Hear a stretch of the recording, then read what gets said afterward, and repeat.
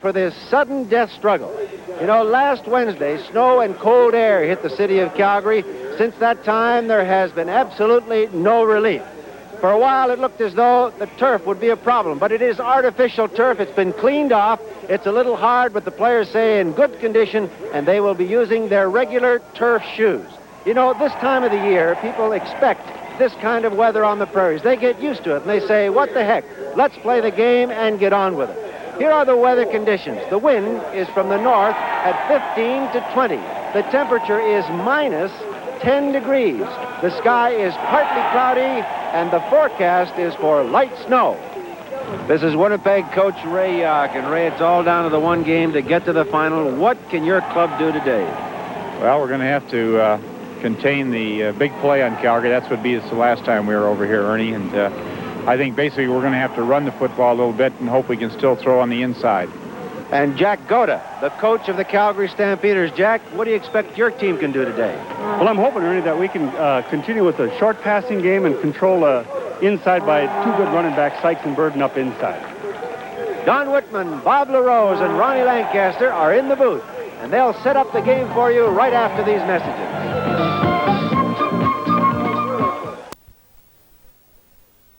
This afternoon, the Western Conference moves a step closer to determining its 1978 champion. Yesterday, in the Eastern Conference, they reduced the number of contenders to 2.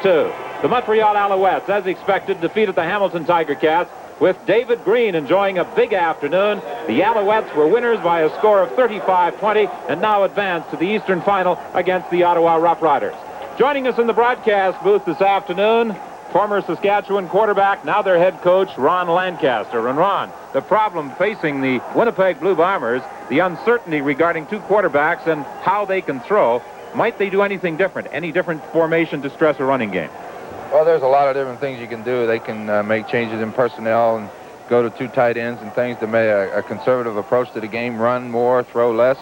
When you're missing a guy like Brock, the experience is gone, so you have to try something different. And their running game, if they can get Crump and Washington going, they have the people to run with the football, so that wouldn't surprise me. Bob LaRose? Ron, Sykes is back for Calgary. Had a wonderful rookie season. What does his addition really do for Calgary? Well, let's look at it this way. In other years, Willie Burton, you know, you keyed on Willie. Now, up comes Jimmy Sykes this year. He's accounted for like 2,370 yards of total offense, and I think that in itself right there, the leading rusher, leading pass receiver, you can't miss a guy like that and expect to have a good effort. Ron, you've been in this situation where it's been cold. I guess you're anxious to get with it, are you? At this time of the year, you know, you just wind it up and go. You don't worry about anything. Let's wind it up here and go down to field level for our national anthem.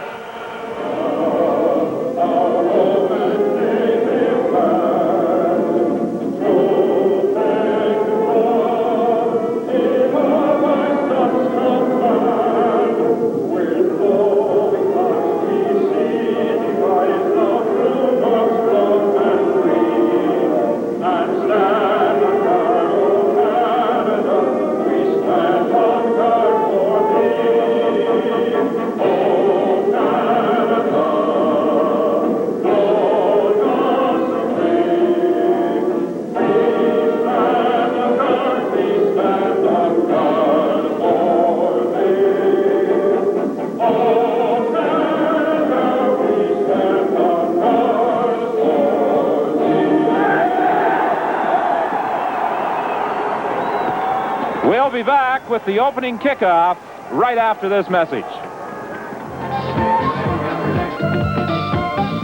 Rose, Ernie Afghaniss, and Ron Lancaster as we prepare to bring you this Western Conference semifinal from McMahon Stadium. A cold afternoon, a temperature of minus 10 degrees. Cyril McFall kicking off. Faison and Crump are back, and Faison starts out from his goal area. Running out of room on the far side of the field, he is bounced out of bounds on the 28-yard line by Ray Odoms. And now let's see who the starting quarterback will be. Ray Yark was undecided. He wanted to see what they would do in the pregame warm-up. It is going to be Harry Knight. Harry Knight, who has not seen any action since the 18th of July. He's been sidelined with an injury that has been diagnosed and explained as a rotator cuff problem, and this has hampered his throwing. He has not been able to really zing the ball. And Winnipeg is lining up in that different formation. They have two tight ends, Tommy Walker and Ezerins. Crump in a running back spot. and he is stopped right at the line of scrimmage by John Helva. This was what Ron Lancaster indicated they might do with those twin tight ends. They've put 2 tight ends up here on the field, and they've got 3 backs in the backfield. As they start out the running play, John Hilton does a heck of a job of busting in here, getting a hold of Crump, slowing him up enough. Very short gain. Well, they're now reverting to that double slot as Gord Patterson comes into the ball game along with Joe Poplawski, and Ezerins and Tommy Walker go to the bench.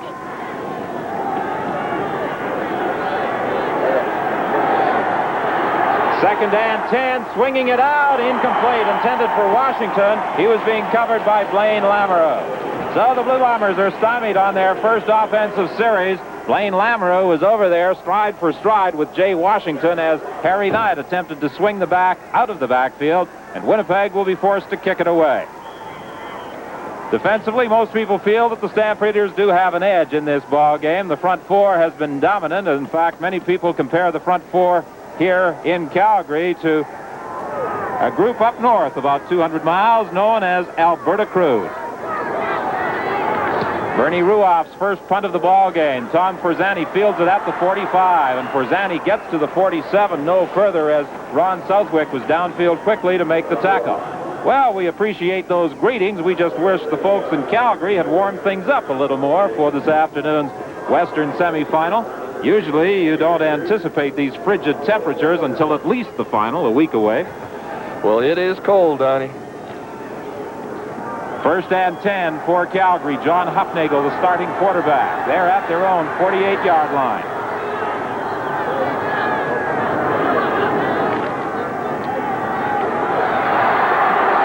James Sykes has 5 yards, brought down by Leon Lescavich. Sykes missed last week's game, the final game of the season between these two teams, with a knee problem. And Sykes shows here just what they did miss last game with great determination. Leon Lescavich gets a hold of him, and Sykes just runs right out of his arms. Good power running back. Second and 5 for the Stampeders. The emphasis, I'm sure, today will be on the ground game. Here's Willie Burton to the 50 of Winnipeg for a first down.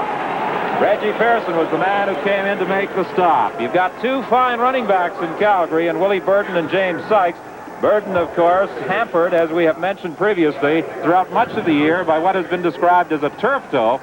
And when you talk about turf, this field is in excellent shape at McMahon today. It's in super shape. We're looking at Harry Walters, the middle linebacker. Great block thrown on him. Harry gets back up and gets into the tackle. Aggressive line play. Back to the live action, the ball at the 50 of Winnipeg. They go inside with Sykes again for a gain of about 3. Very early in this game, they're trying to establish that running attack that proved so great for them 2 games ago against Winnipeg, when Sykes and Burton each gained over 200 yards total. And they're going to try and march that ball down the field without using the pass. It is second and 6. The ball is at the 46. Hufnagel's first pass of the day, swings it out to Willie Burton. Burton looking for that first down, and he's going to be stopped about a yard short by Ron Southwick with help from Gary Rosilowicz.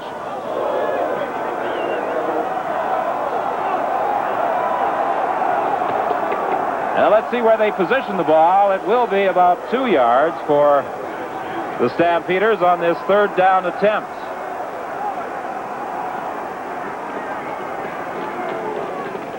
And with that, Jack Goda sends in the kicking unit. I'm quite certain that Cyril McFall will try for 3. There's not a strong wind, Don, but No, it's fair enough to carry that ball a fair distance. And I think they want to take advantage of the fact that they've got the wind and try and keep Winnipeg trapped down deep in their own end. McFall has hit from 51 yards. I thought they would go for 3, but he's angling it out of bounds, and he does, down at the 5-yard line. Excellent kick. Cyril McFall looking for that corner, looking for that sidelines. It was only 36 yards, but he keeps Winnipeg deep in their own zone at their own 6-yard line. 11:22 is the time remaining in this opening quarter. Don Barker, the referee this afternoon. Jim Lysak, the line umpire. Johnny Strappa, the back umpire. Vern Heath is the head linesman, and Ken Lazaruk is the field judge. The winner, of course, will advance to the Western Final next weekend in Edmonton against the Eskimos. That three-back setup once again. Richard Crump swinging out wide, and McCorkindale, the ball carrier, stopped by John Pelizzetti. McCorkindale has not carried the ball that often this year, and he did not expect to see a great deal of work today. Vince Faison has had a pretty good season for Winnipeg. He had previous stops in the CFL in both BC and Edmonton, and in the opinion of some people, he is worthy of all-star recognition in the Western Conference as a cornerback this season.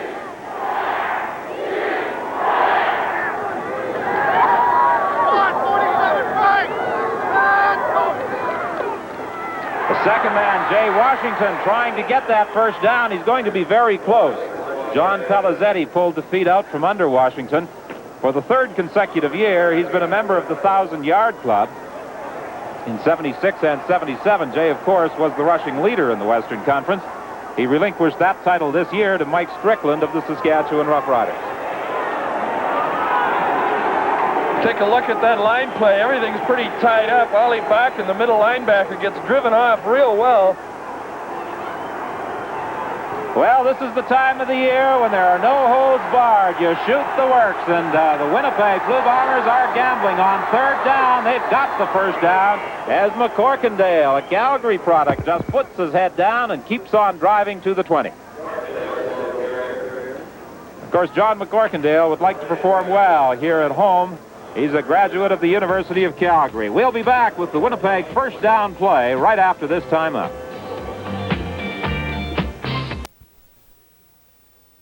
The officiating crew headed by Don Barker as they prepare to resume play at the 20-yard line. 1st and 10 for the Winnipeg Blue Bombers, a big third down gamble. And again, Winnipeg in that power I formation. The two tight ends, Ezrin and Tommy Walker. Jay Washington to the 25. There's also a penalty flag on the play. The face mask charge is going to be assessed against the Calgary Stampeders' Ollie Bakken. Well, the Blue Bombers have moved out from the shadow of their goal post. Number 50, face mask. Ollie Bakken, the man guilty of that face mask infraction, and Winnipeg has a first down at the 40. You take a look at it from ground level. Good trap block, but as he comes through, Bakken reaches out, just about pulls Jay's head off as he runs through that hole. Our isolated camera director, Kenny Nielsen, picking up that infraction on Bakken. It's first down Winnipeg. The ball is at the 40. No opportunity as John Helton was into that backfield, and he caught John McCorkindale almost before he took the handoff from Harry Knight. John Helton lined up here, just fires through that line, and nobody's really there to stop him. McCorkindale suffers the consequence. Here we take a look at it again, isolated. McCorkindale no sooner gets that ball than Helton's got him wrapped up and dropped for the loss. What a year this 31-year-old veteran from Arizona State is having. Knight to throw. Intended for Patterson. It's picked off by the Stampeders. Ollie Bakken is the man who came up with that ball. It was deflected a couple of times as it went off the fingertips of Gordy Patterson, and Bakken alertly dove for it. A key turnover. Take another look at this. Knight gets pretty good protection in that pocket, but when he lets it go, it's got a bit of a flutter. It's up fairly high. Al Burleson, number 27, the safety, right there on Gordy Patterson, knocks that ball up in the air, and it's first big turnover of the ball game. Ron Lancaster, did you think that Knight was putting much on that ball? He had it on the ball. I think Al Burleson read him well. He went right where Knight was looking, and he got there before the ball, and that's trouble. This could be trouble. Willie Armstead couldn't hang on. Merv Walker was in that foot race with Willie Armstead down at the goal line. He couldn't quite hang on as Hufnagel attempted to capitalize quickly on that Ollie Bakken interception. And if there's any question about Hufnagel's throwing ability with that bad thumb, he's got a pulled tendon in his thumb and a bit of a bone chip. He laid that one right on the money. 8:07 is the time left in the opening quarter. It's 2nd and 10, Calgary. The ball is at the Winnipeg 45.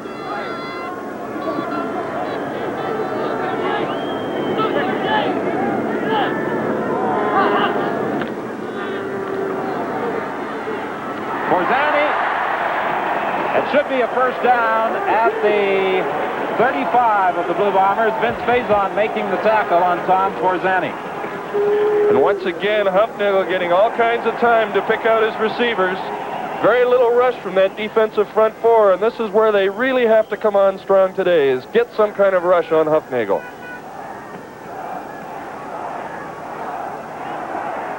The ball just inside the Winnipeg 35. 1st and 10 for the Stampeders. Forzani is wide left. Kirk splits right.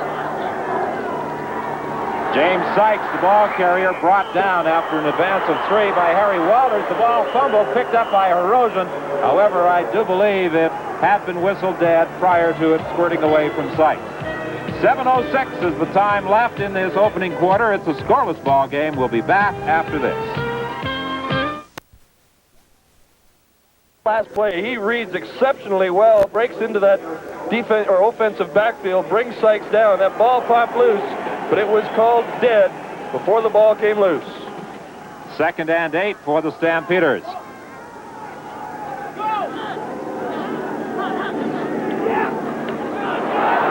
Hufnagel swinging it out to Sykes. It's incomplete. Pressure coming from the backside in the person of Billy Howard, who hit Hufnagel just as he released. Billy Howard working against Willie Thomas and Tom Humphrey right here. Has an easy route into that backfield.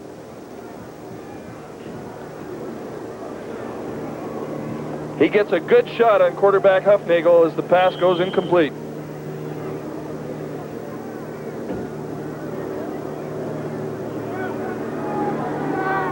This time, Cyril McFall lines up in field goal formation from the 40. Certainly well within his range. Penalty flag is down. There is movement at the line of scrimmage. The kick is good. But let's wait and see what the infraction is. Offside, I believe, is being charged against Winnipeg. And Don, I imagine they will take the field goal. It's only a 5-yard penalty. They would still have 3rd down and about 4 yards to go. So I assume that they will take the field goal. They are going to decline the penalty. Don Barker had gone over to just make certain of that fact in conference with Larry Titley, and it will be a first down for Winnipeg at the 35. There's the illustration of that infraction by the head man, and it's 3-0. The Calgary Stampeders leading Winnipeg. Ernie? I want to remind everyone, Don, and our crew up there, that the College Bowl is coming up. That's November the 18th. And UBC is involved there. CBC Television will bring you the College Bowl live next week. Jay Washington had 4 players in pursuit of him as he attempted to go wide, and Blaine Lamoureux, number 75, was the man who brought him down. This Calgary defense is looking extremely strong. They know that Winnipeg is probably going to have to run that football, and so those linebackers and even the defensive backs are up close to that line of scrimmage and really ready to go. You can really tee off, I suppose, when you know a team is suffering one of its most potent offensive weapons.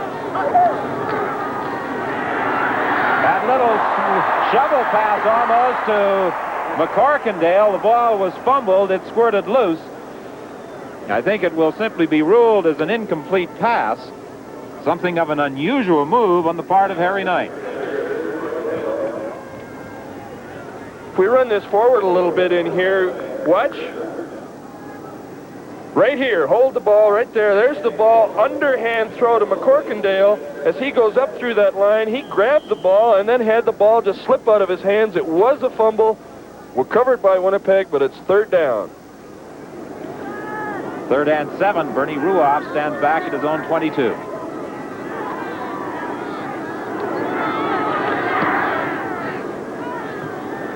Tom Forzani takes it at the 35. Forzani is brought down at the 38. Reggie Pearson was one of the Winnipeg punt return people who was downfield to make the tackle, limiting the return by Forzani to 4 yards after a 39-yard kick. The specialty team members, Brian Gervais and Reggie Pearson here, getting bumped several times down the field, but is still able to get in and make the tackle. Good play by Reggie Pearson on that specialty team. 1st and 10 Calgary. They're at their own 40-yard line. Hufnagel has thrown the ball just 4 times so far.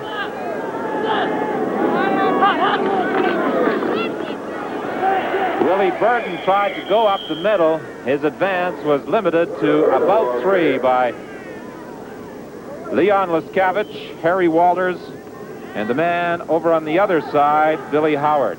At Winnipeg, defensive set looks this way. Lyle Wozniacki and Greg Johnson are the ends. Leskavich and Howard are the tackles. 2 good Walters and Southwick, the linebackers. The secondary has Faison and Walker on the corners, Pearson and Rozalowicz at halfback, and Brian Hirosian is the safety.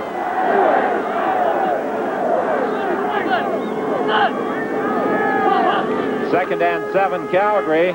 The attempted draw play with Willie Burton. He keeps on struggling, but is dropped for a loss by Leon Leskavich, the first man to make contact. Leskavich, number 56. 3-0. The Calgary Stampeders lead Winnipeg with 3:56 remaining in this opening quarter.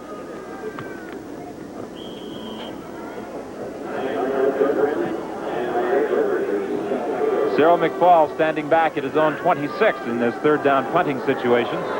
He got a pretty good rush and got away an excellent kick. It sails over the head of Richard Crump. Crump waited for some blocking to form and then was dropped at the 9-yard line. John Pelizetti was there to make the stop. Somewhat reminiscent of a week ago, Bob, when Winnipeg had difficulty in fielding those punts by Cyril McFall. But I don't think they've got the same kind of reason or excuse this time, because the wind is not really that much of a factor. Last week there was a swirling wind, really made it difficult to judge. This time McFall just hoisted that one, went 64 yards and only got 10 yards on the return. And once again, Winnipeg is having to start deep down in their own end. Bobby McFall has been doing that all year. He's just a very underrated kicker. Sideline pass intended for Gord Patterson, incomplete. It's a cold day here at McMahon Stadium, and at that Winnipeg bench, they're attempting to stay warm. That is Leskavich. We've got heaters at both benches, and the field is in excellent shape. Jack Goda was telling us that they vacuumed the field about a half a dozen times this week in an attempt to remove all ice particles and provide the best possible playing surface. They've done that. Here's Jay Washington on the draw. Washington tried to get outside. Al Burleson came up to make the tackle, but the man who had a key hand in that stop was Terry Irvin. 2:53 the time left in this first quarter, and we've got a timeout.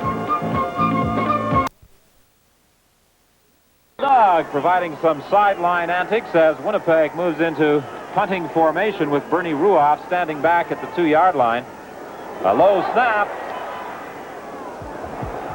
He hangs this one high to Tom Forzani at midfield. Forzani is stopped at the 53-yard line. Ron Lancaster, it's rather difficult, and that's the situation Winnipeg has been in this first quarter, huddling with the goalpost as the 13th man. Tough place to start. You know, that one drive Winnipeg had that with the aid of the face mask penalty, they got the ball out to the 40, and then an untimely interception, which, you know, they usually are going to hurt you.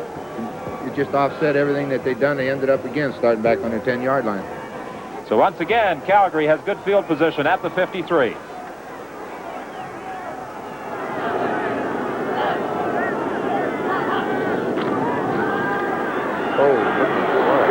Hufnagel throwing deep for Armstead. He's in behind Walker, but Walker recovers to make an excellent play. Merv Walker, who has been criticized at various times during the course of this season, has made a couple of big plays in this ball game against Willie Armstead.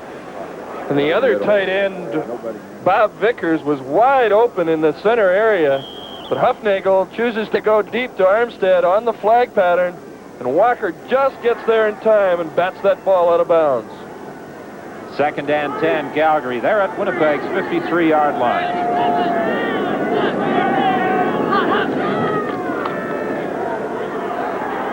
Hufnagel to Vickers. He's open in that middle area. He has a first down at the 26.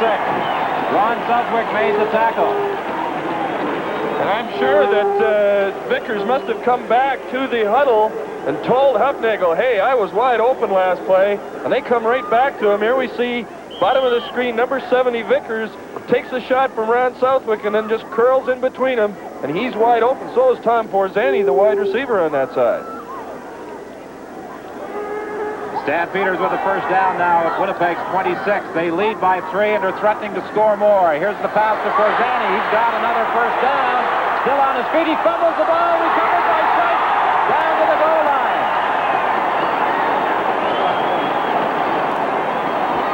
When things are going right, things go really right. Tom Porzani was wide open on the play, running the little square out pattern. Made the catch. Got a good hit placed on him. Ball pops loose. We take another look at it here. Hufnagel rolling to his right. Got all kinds of time to throw. Porzani wide open, makes a couple of great moves. And then I believe that was Pearson came in, knocked the ball loose, and Sykes is right there to recover it and take it down to the 1-yard line.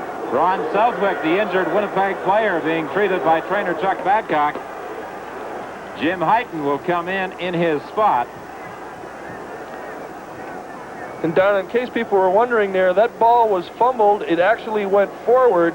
But this year in the CFL, that does not get taken back to the point of fumble. It's where that ball is finally blown dead. If Sykes had have scored, it would have counted for 6 points. Well, Sykes did get down to the 1-yard line before he was taken out of bounds by Brian Herosian. James Sykes has had quite a year, running for 1,020 yards. And this is certainly an enthusiastic capacity crowd here at McMahon Stadium. They've waited a while to watch their football heroes perform in postseason play. 1971 was the last time they made it, and they're savoring every moment. They'll be even more enthusiastic if they can put 6 on the board here. Burton inside for the touchdown.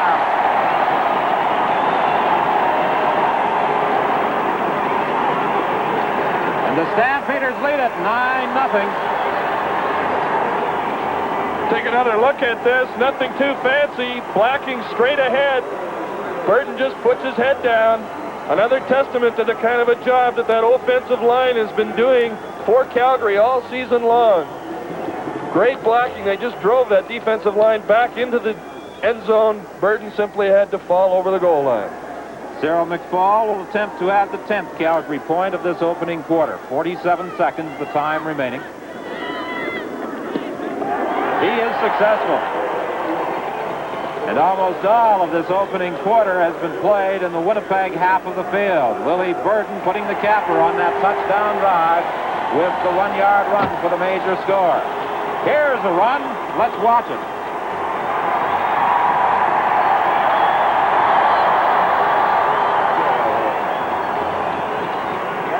Anything to get the fans heated up is going to be welcome here today.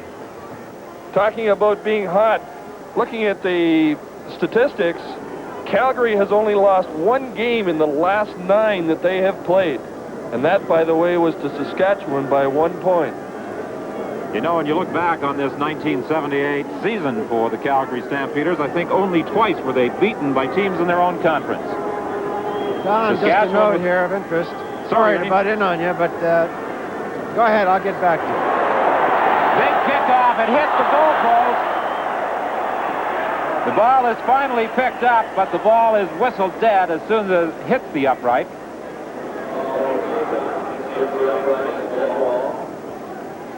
In case like that, the ball hits the upright, had not touched the field of play before it hit the upright, it's immediately blown dead, and it becomes a first down on the 25-yard line. To tell you, these fans at McMahon Stadium this afternoon are also bundled up against the elements.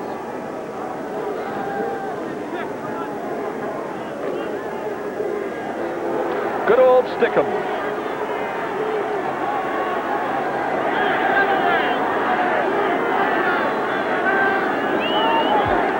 First down, Harry Knight is going to throw. Over the middle, intercepted by Falconer. There are penalty flags on the play. Falconer is decked. There's another flag. Red nylon all over this artificial turf. It could be that there will be an interference charge as the initial assessment against Calgary. Yes, Don, I think you're right. There was pass interference. Offensive pass interference. Offensive pass interference.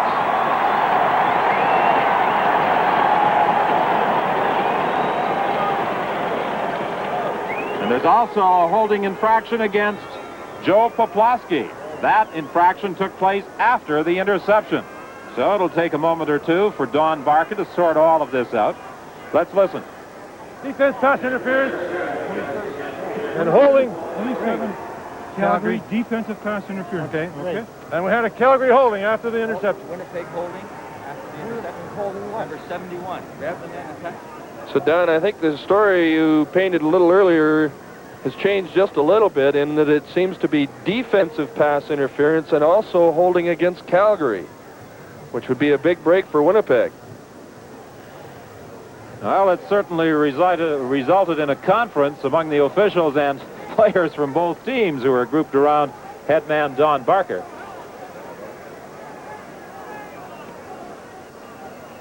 It is still Winnipeg ball, point of last scrimmage. There was both offensive and defensive pass interference, apparently. 3 flags on the play.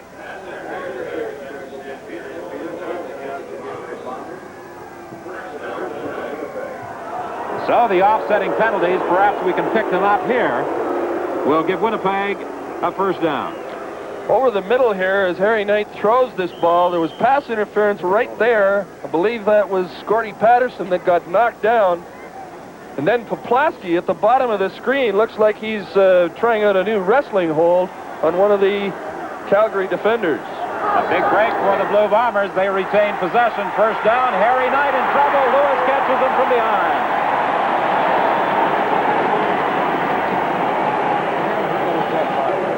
This has been the confrontation over the past 3 games that has kept on going. And it's Reggie Lewis just turning Jeff Hart right around, getting in on Harry Knight, making the big sack. Ray Yock looking out onto the field of play and calling quarterback Harry Knight over. And that is the end of the first quarter. The Calgary Stampeders in front of Winnipeg 10-0. Play of the second quarter. Winnipeg attempts to reverse with Richard Crump, and Ollie Bakken was there to make the tackle. Big play by Richard Crump, lined up at the bottom of your screen here.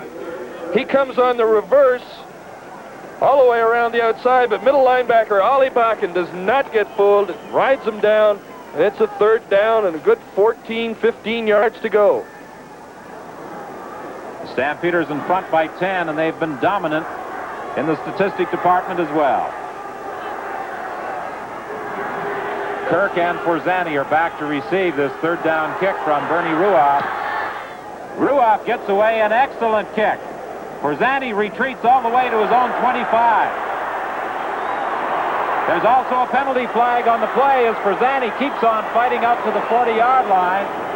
2 flags, and I think it's going to be an infraction against the Calgary Stampeders. Yes, Don. John Bonk got himself a little push in the back.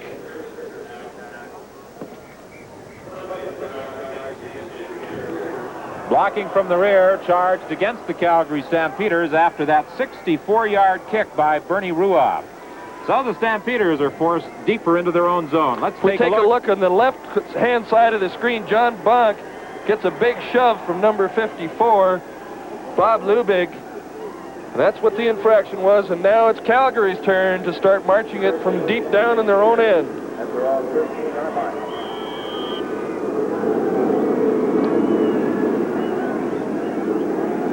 Calvin Kirk comes out wide to the left. Tommy Forzani is flanked wide right.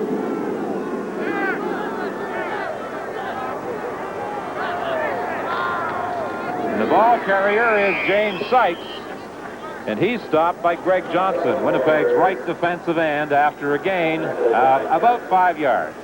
Good cross block here. Center blocks out, and Willie Thomas, the guard, slips behind him and opens up a big hole for Burton. But unfortunately for Calgary, it didn't break wide open as it might have.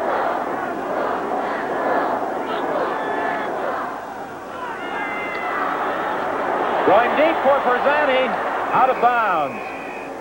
Perzani had Vince Faison matching him stride for stride. Lyle Wozniacki was in on quarterback John Hufnagel, applying pressure from his left defensive end spot. Good pass coverage in this play by Vince Faison, running step for step with Perzani. That ball, because of Wozniacki's rush, was simply overthrown to the sideline. The Stampeders are forced into a punting situation as McFall stands back at his own 3-yard line.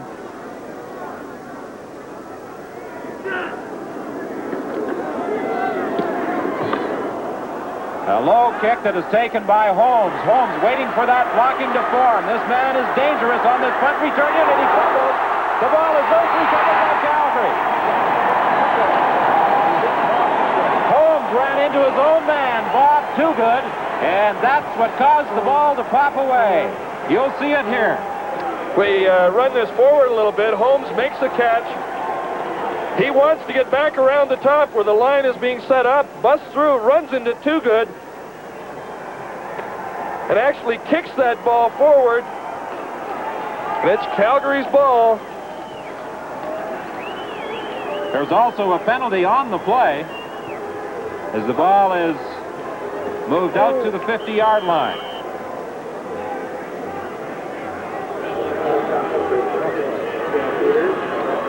The rough play infraction against Winnipeg gives Calgary a first down at the 50. A big turnover, and one that could have been extremely costly to the Blue Bombers.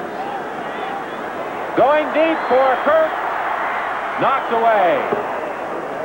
Merv Walker was back there along with Brian Hirosian, both of them getting up to knock it away from Calvin Kirk. You know, the way that punt return was setting up, it looked as though Mike Holmes may have been able to find some room down those sidelines, and regardless, Winnipeg would have had their best field position of the day. Had that ball not squirted away, as it is, the Stampeders have it at their own 50 on second down. Merv Walker does a great job here once again of knocking that ball away on that deep pass, and that's something that Hufnagel has gone to quite frequently in this first half, is the long bomb. Second and 10, another passing situation over the middle. It's almost picked off. Bob Vickers was the intended receiver, and Gary Rosalowicz was the man who came through to knock it away. Rosalowicz timed that one pretty well. He was coming over Vickers' back just as the ball arrived, and the official said that, yes, his timing was just perfect. 12:04 the time left in this second quarter. Calgary in front by a score of 10-0. Richard Crump goes back along with Mike Holmes. Cyril McFall, an impressive 45.6-yard average so far today. Holmes has to chase this one down. I alluded to the fact that this man is dangerous every time he touches the ball on those punt returns. It looked as though he was going to be limited to absolutely no gain, and he managed to make a sizable return of 17 yards. Ernie? Remind everyone about halftime. The coaches across Canada have picked a defensive all-star team, and we're going to show that to you. And, of course, Bob LaRose will be around to analyze that first half of play and bring you the highlights. But the defensive all-stars will prove interesting to all our fans across the country. Winnipeg this time operating from that double slot formation. Harry Knight throwing to Richard Crump over the middle for a Winnipeg first down. Crump still struggling, and he gets out to the 52-yard line, finally halted by Terry Irvin. And Richard Crump came wide open on this play. They're running from that spread formation. Here's Richard Crump down at the bottom. When we run this forward a little bit, he takes a hit from the back. And if we'll hold it right here, look at Richard Crump. There is nobody around him in that middle defensive secondary. Winnipeg with a first down. The ball at their own 52. Movement at the line of scrimmage. Reggie Lewis is going to be charged in the offside. Not much doubt about that, as he was into that Winnipeg backfield before Harry Knight got the snap from center John Bond. Don, it's interesting. I believe it was Lewis who commented that he doesn't jump offside. The center simply snaps the ball too soon.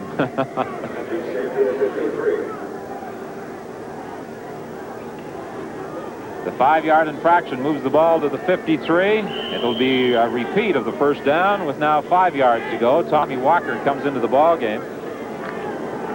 Leo Ezerins is also in there as Winnipeg goes to the double tight end formation once more.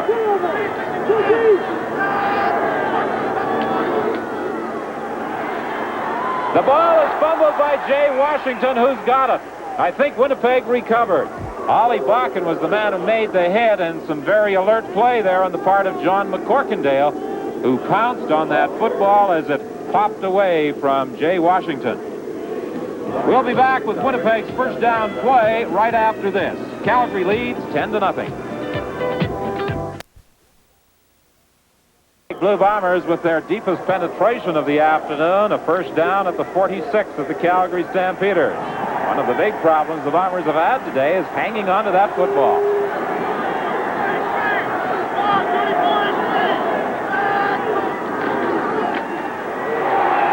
No room. Ed McElhaney from his defensive end spot came in to hit John McCorkindale right at the line of scrimmage.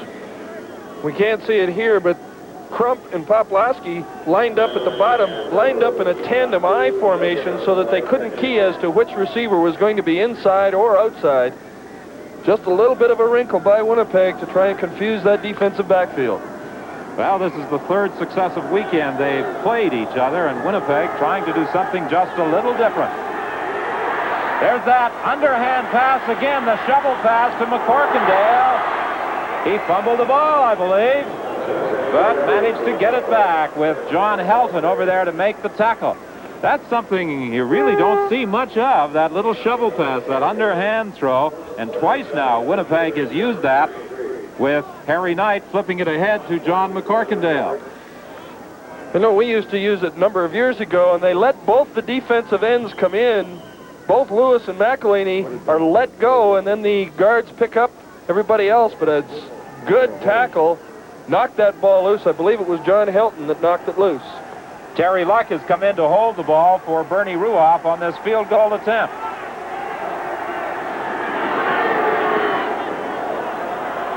The kick is wide. In the end zone, Tom Forzani initially indicated that he would attempt to get out of there. He simply concedes a single point. Ron Lancaster, that little shovel pass is something you really don't see much of anymore. You don't see it too much because of the fact that most of the defensive end don't charge as hard as Reggie Lewis does. When you get an end, it'll charge as hard as he does, and he habitually goes to the outside. You're going to get a natural crease in there, and then it's up to whether your guard can handle that guy to the inside. So what they do is let Reggie go and then come down on the tackle, and if they can get the crease, it'll be there. But the only reason to do it is Reggie's such a hard charger, and he goes outside all the time. Well, John McCorkindale is getting much more work in this ball game than he has had all season. Of course, with the field goal attempt being wide, the ball comes out to the point of last scrimmage, and that is the 39-yard line, and Jim Sykes drives straight ahead to about the 44. Harry Walters was there to make the tackle. Correct that. Willie Burden, the ball carrier, not James Sykes.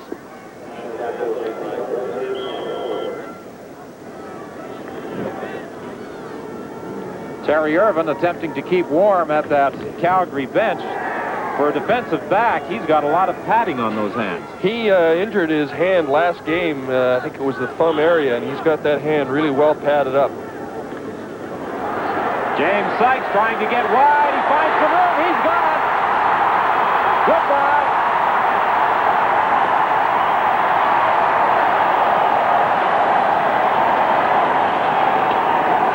.67 yards for the James Sykes touchdown.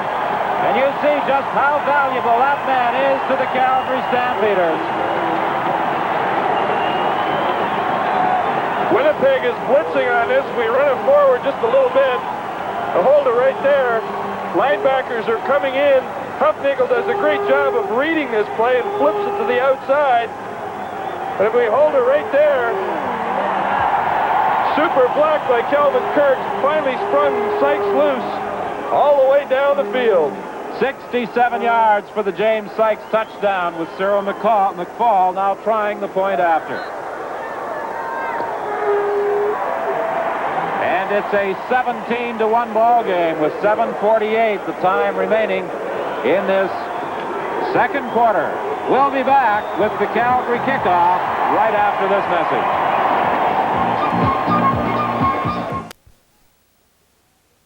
I'll tell you, that horse has had a pretty good workout down those sidelines so far this afternoon. And James Sykes gave Winnipeg quite a workout with that 67-yard run.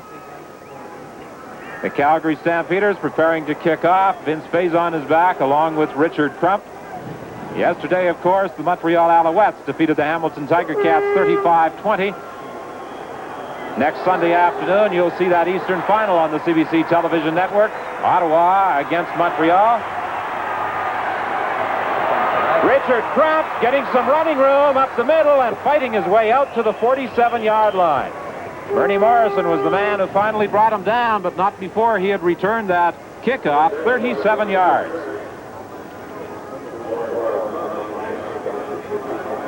For hockey fans, a reminder that it's Hockey Night in Canada on the 18th, St. Louis at Toronto, and that will be on the national network. Montreal and Vancouver will be played on Quebec and BC networks. So keep that in mind and check the listings in your area. Well, the only action that Terry Luck has seen so far is coming in to hold on that wide field goal attempt. Harry Knight is still the quarterback, throwing it out, intended for Poplawski, and he was being covered over there by Terry Irvin.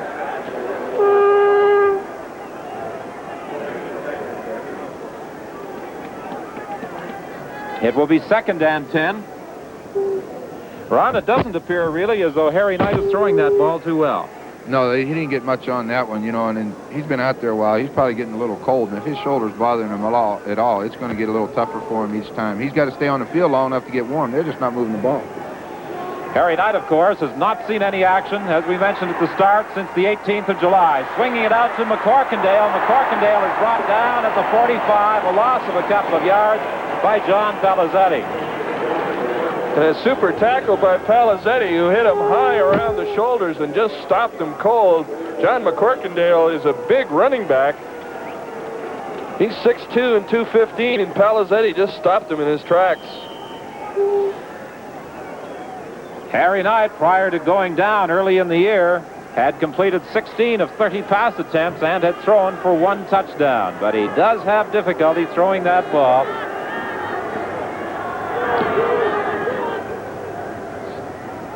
Forzani and Kirk collided. Forzani finally fields it, and Forzani returns it to the 28. 6:26, the time remaining in this second quarter. And on November 26th, a brand new automobile will go to the defensive star of the Grey Cup game. And you'll see that Grey Cup game, of course, on the CBC television network. Don, I think it's an opportune time to wish Sarah Yock a happy birthday. It's her birthday today, and I'm sure she was looking for a great performance for the Bombers, and I'm sure that Ray would like to give her that birthday present, but if it doesn't work out, happy birthday to Sarah. She's a great girl.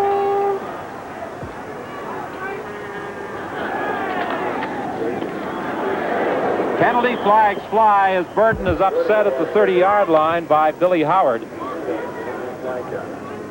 Howard has certainly anchored that defensive line down well for Winnipeg, but one man can't do it all. Penalty against the Calgary Stampeders. Calgary, holding. Holding the charge.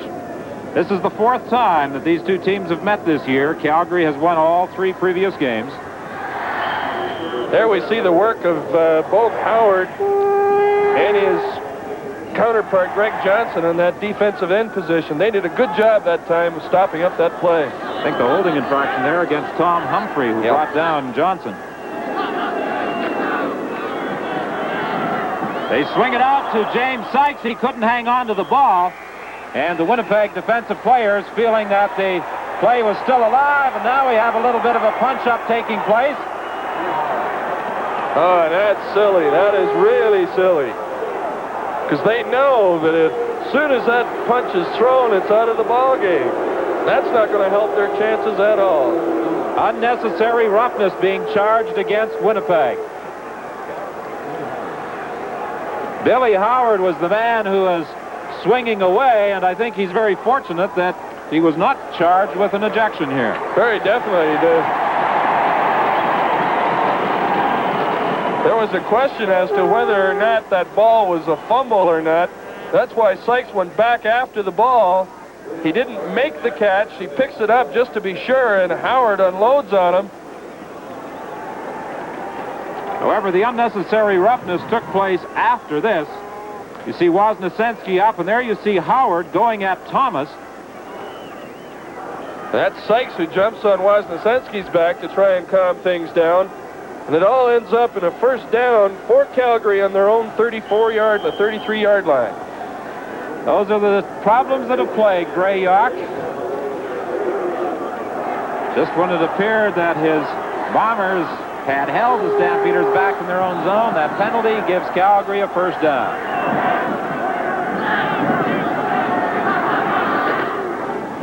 Willie Burton trying to go up the middle. He has about 4. Next Saturday afternoon on the CBC network, you'll see the Canadian College Bowl, and this year it will be Queens against the University of British Columbia Thunderbirds. Queens winning the Atlantic Bowl today, 32-10 over St. Francis Xavier's to the Queens Golden Gales. And their coach, Doug Hargraves, our congratulations. It's the first time they've been in a College Bowl since 1968. Frank Smith and his University of British Columbia Thunderbirds, who beat Wilfrid Laurier on Friday night, 25-16. It's their first trip to a College Bowl. Sykes taking that little swing pass, fighting there with Rozalowicz, and Rozalowicz, with some help from Southwick, manages to make the tackle. Good play by Rozalowicz, not committing himself, not diving at those legs, because Sykes can move so quickly. He just held him up until everybody else got there to give him a hand. 17-1, the Stampeders lead it, 4:32, the time left in this first half. Don, you were referring to UBC and their trip to the College Bowl. They'll be busy the following week, as well as the renewal of the Shrum Bowl out on the West Coast between Simon Fraser University and UBC. That'll be played at 8 o'clock Saturday, November 25th, with all the proceeds going to the United Way. Third down kick taken by Holmes. Holmes looking for some blocking help, picking his way through. This man is always dangerous every time he touches that ball. Another big run back, and Winnipeg has pretty good field position. Bernie Morrison is finally the man who brought down Mike Holmes, who at times almost seems to float as he's running with that ball. Very deceptive speed. Certainly is, and he doesn't seem to be suffering at all from the pulled hamstring that he has had. We see Holmes here. He just tends to glide in, wait until he sees that opening, and then he turns it on. He's running very smoothly, picking his way downfield. Winnipeg with a first down, the ball at the 43. What a lift it would give the Bombers if they could come up with something here. Holmes in difficulty. Brought down at the 45. There is also a penalty flag. Now, that looked like it might be offensive interference. Gordy Patterson out there started to block a little bit before the ball was ever thrown.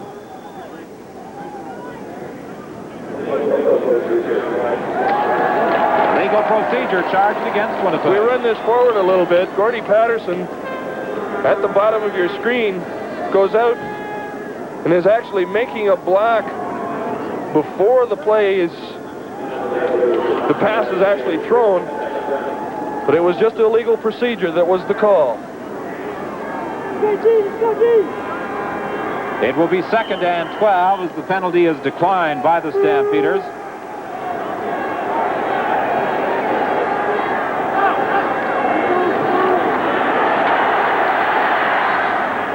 Pass on the far side of the field, incomplete. Andy Jonason was pursuing quarterback Harry Knight. The intended receiver was Mike Holmes, still on one knee over on the far side of the field. John McCorkindale on this play, the young Canadian running back, does a good job of blocking and allowing Harry Knight to get outside. He takes on Reggie Lewis, and ties him up real well. Jay Washington comes along to give him a hand as well, but Harry Knight definitely is not being able to get much stuff on that football. Bernie Ruoff lines up in field goal formation with Terry Luck holding at the 52.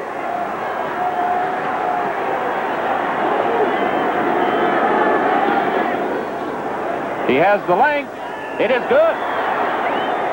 Bernie Ruoff with a 52-yard field goal, and it's 17-4 with 3:09 remaining in this first half. We'll be back right after this.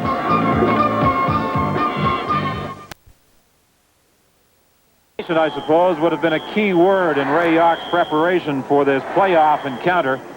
He lost his starting quarterback, Ralph Brock, a week ago here at McMahon Stadium. He lost backup man Terry Luck. And this week, Harry Knight and Terry Luck both had their problems in throwing the ball as they prepared for this game. James Sykes runs it out to the 42-yard line. Winnipeg trying to throw a few new wrinkles in offensively, mainly because of the fact that Knight and Luck have difficulty throwing the ball. Dan, it's during the course of the season between Luck and Knight, they've only thrown 48 passes and only completed 23. 2nd and 3 for the Stampeders. Sykes again, stopped at the 45, very close to a first down. There's also a penalty flag on the play. 2:28 is the time left in the first half. 17-4, the Stampeders lead it. Burton and Sykes have scored the touchdowns.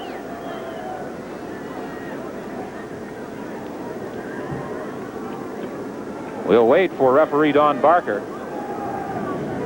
Face mask is the infraction against Winnipeg. And it has been those penalties, those types of penalties that come at inappropriate moments that have really killed Winnipeg all season long. Well, you see fans lying in the snow that surrounds McMahon Stadium, trying to get a good vantage point on the banks outside the stadium area, the seating area. Willie Burton is driven back. Billy Howard and Greg Johnson appeared to make the initial contact. 2:23 is the time left in this first half. 17-4 the score in favor of the Stampeders. That defensive line, when they have an opportunity, has certainly been coming on strong. It seems to be the quick openers that have been hurting them the most.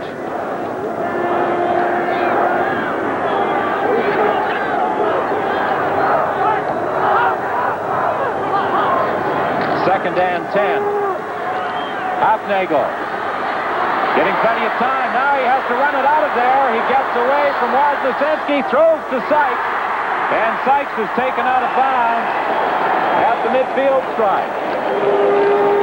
Dan, that was Calgary throwing in their own little wrinkles. They came out, lined up in the power I, just like Winnipeg has done, to show that they're not going to be outdone. And Hufnagel simply sprints out using those backs out in front of him. Defensive secondary for Winnipeg did a good job of picking up the receivers. And finally, he spots Sykes on the sideline, who very nearly picked up the first down. Sykes did an excellent job of maintaining his balance as he stumbled down those sidelines. It will be 3rd and a yard and a half. The Stampeders won the first regular season meeting 29-21 in Winnipeg. And then on the 29th of October, they won by a score of 28-24, again in Winnipeg. And here at home, they wrapped up second place a week ago, 22-14. They lead here 17-4 with 1:37 left in the first half. It's Holmes again. And Holmes is upset at the 21-yard line by Robin Harbour. Well, I don't think all Calgarians would go quite that far. Sykes for mayor. However, he has had a brilliant year, as that statistic will attest. McFall has been doing an excellent job of kicking that football. That one was 45 yards, and he's been keeping Winnipeg pinned down deep in their own end most of this first half.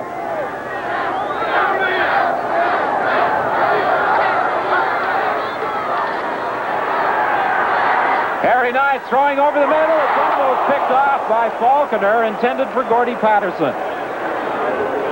Good play by Faulkner. Calgary was in a 4-deep zone.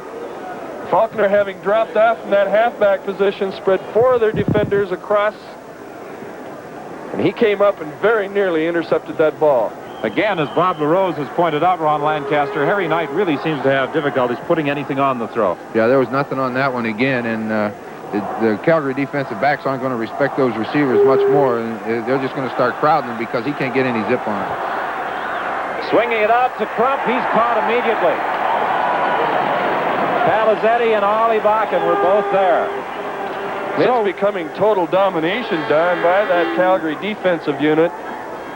Very frustrated Harry Knight going off, and a very elated Ollie Bakken, the leader of that defense, who has done just a super job today along with everybody else in that defense. 1:18 the time left in this first half. A reminder of our halftime show. The coaches will pick the defensive all-stars in the country, and Bob LaRose will be along with the first half highlights.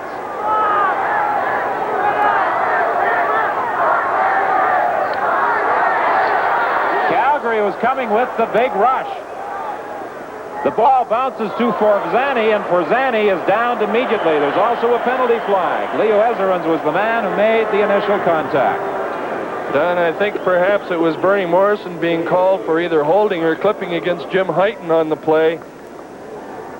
There's also a penalty flag back in the Winnipeg backfield where Bernie Ruoff was kicking from. That might mean that there was some illegal interference against Ruoff. They cannot hit him until he crosses the line of scrimmage. And if they held him up after he kicked while he was still in his own backfield, that would be an interference call.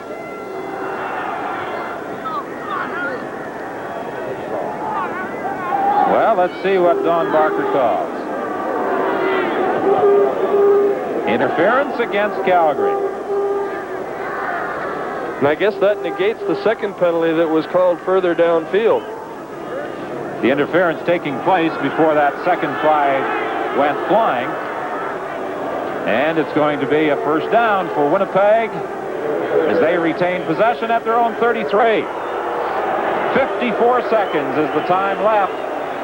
It would certainly give the Bombers a big lift if they could get that ball into position to even kick a field goal. The attempted draw play with Jay Washington. Washington runs it out to the 42. Blaine Lamoureux made the tackle. It's going to be close to a first down. Once again, Harry Knight seems to be a little hesitant to throw that ball, going to the draw play instead of trying to get that ball out to the sidelines and get it out of bounds to stop the clock. Ezerins and Walker come in that double tight end formation again, with Patterson and Poplawski going to the Winnipeg bench. Winnipeg in that power I, second and about a yard. This is a time for a sneak pass. McCorkindale drives it to the 45, and that should be good enough for the first down, depending on where they position the ball. Again, coming back in, Poplawski and Patterson with Walker and Ezerins going to the bench once more. It was in that situation last week that Winnipeg went for the fake run and threw the ball to Tommy Walker for a big play that eventually scored their only offensive touchdown. That time they decided that with 25 seconds to go, they wanted that first down first.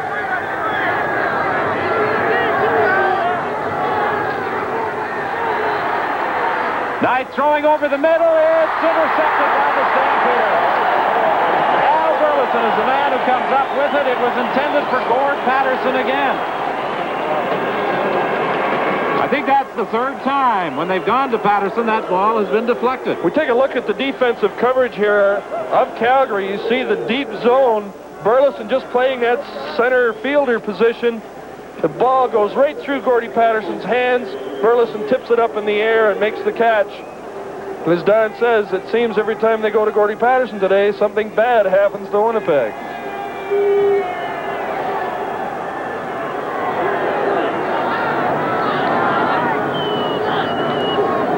Seconds, the time left. Hofnagel moving up and throwing off the fingertips of Tommy Forzani. And 5 seconds still remain in this first half with the Stampeders in front 17-4. Don, that was really the first time that there was any mounted pressure on Huffnagel. He had to step up into the pocket and throw that ball. Perhaps hurt him enough to get that ball a little bit overthrown.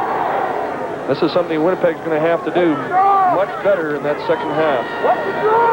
This should be the final play of the first half. Huffnagel's going for broke with Forzani. It's intercepted. Picked off by Vince Faison. Faison is going to run out of room at the Winnipeg bench and also run out of time. That should end the first half. There's the gun.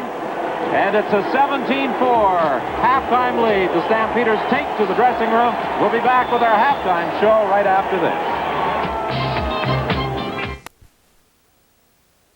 Western semifinal.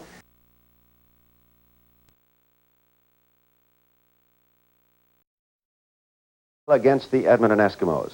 As you all know, this is awards time during a CFL season, and the Schenley Awards will be announced during Grey Cup week and the Grey Cup festivities. It's all part of that week.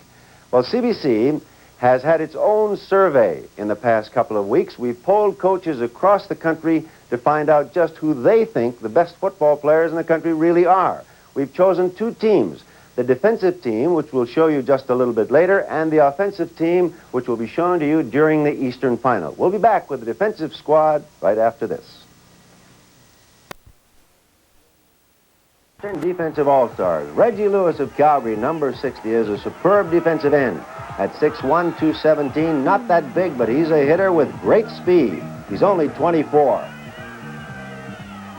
David Boone of Edmonton is a bigger defensive end at 6'4", 248, but still has lots of speed, and he found a home in Edmonton after stints with BC, Ottawa, and Hamilton. He came from Minnesota in 1975. At tackle, 31-year-old John Helton of Calgary. A contract dispute with the club has not diminished his intensity. He's having a great season. An 8-time All-Star and 2-time Schenley winner.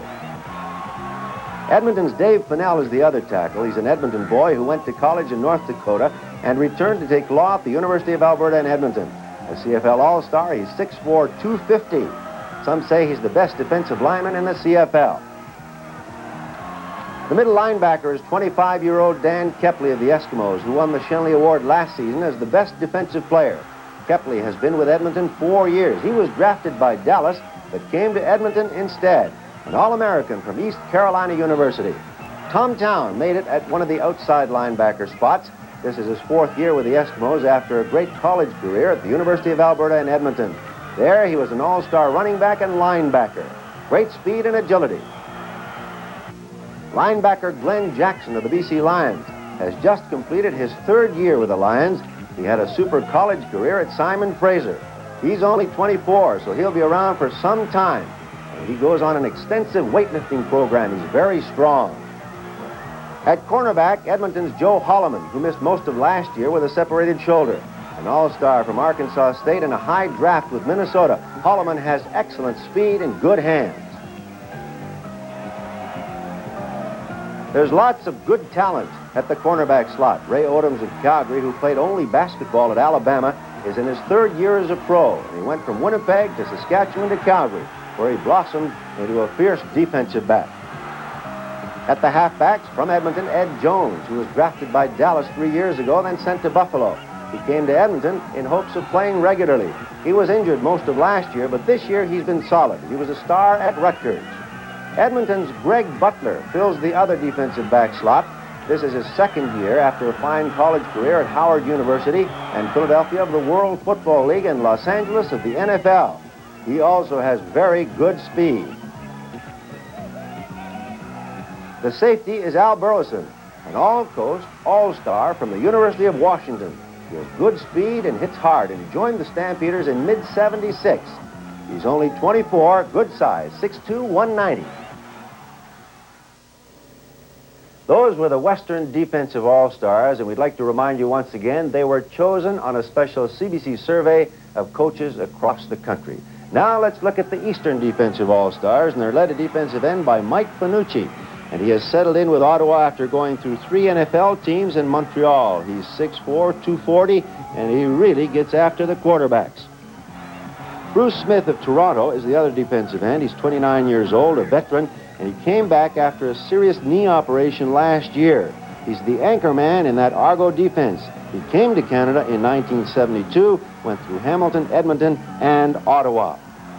The tackles include Mike Raines of Ottawa, a huge man with good speed. At 6'6", 265, he's very difficult to control. He's a former Alabama star in his 4th year with the Riders. He's only 25. Glenn Weir of Montreal is a London, Ontario boy who went to Montreal from Hamilton in '72, and last year he was nominated in 3 Shenley categories, one of the best in Canada. Another Montreal linebacker made it, Carl Cornell. He was an All-American middle guard from West Virginia in 1970, played in Winnipeg in '71, then went to Montreal in '72. When we talk about hitters, boy, his name always comes up. The linebackers include Chuck Zapek of Montreal, a punishing type of defensive player who was All-Canadian last year, and he has the great range needed to play linebacker. He's 6'1", 218.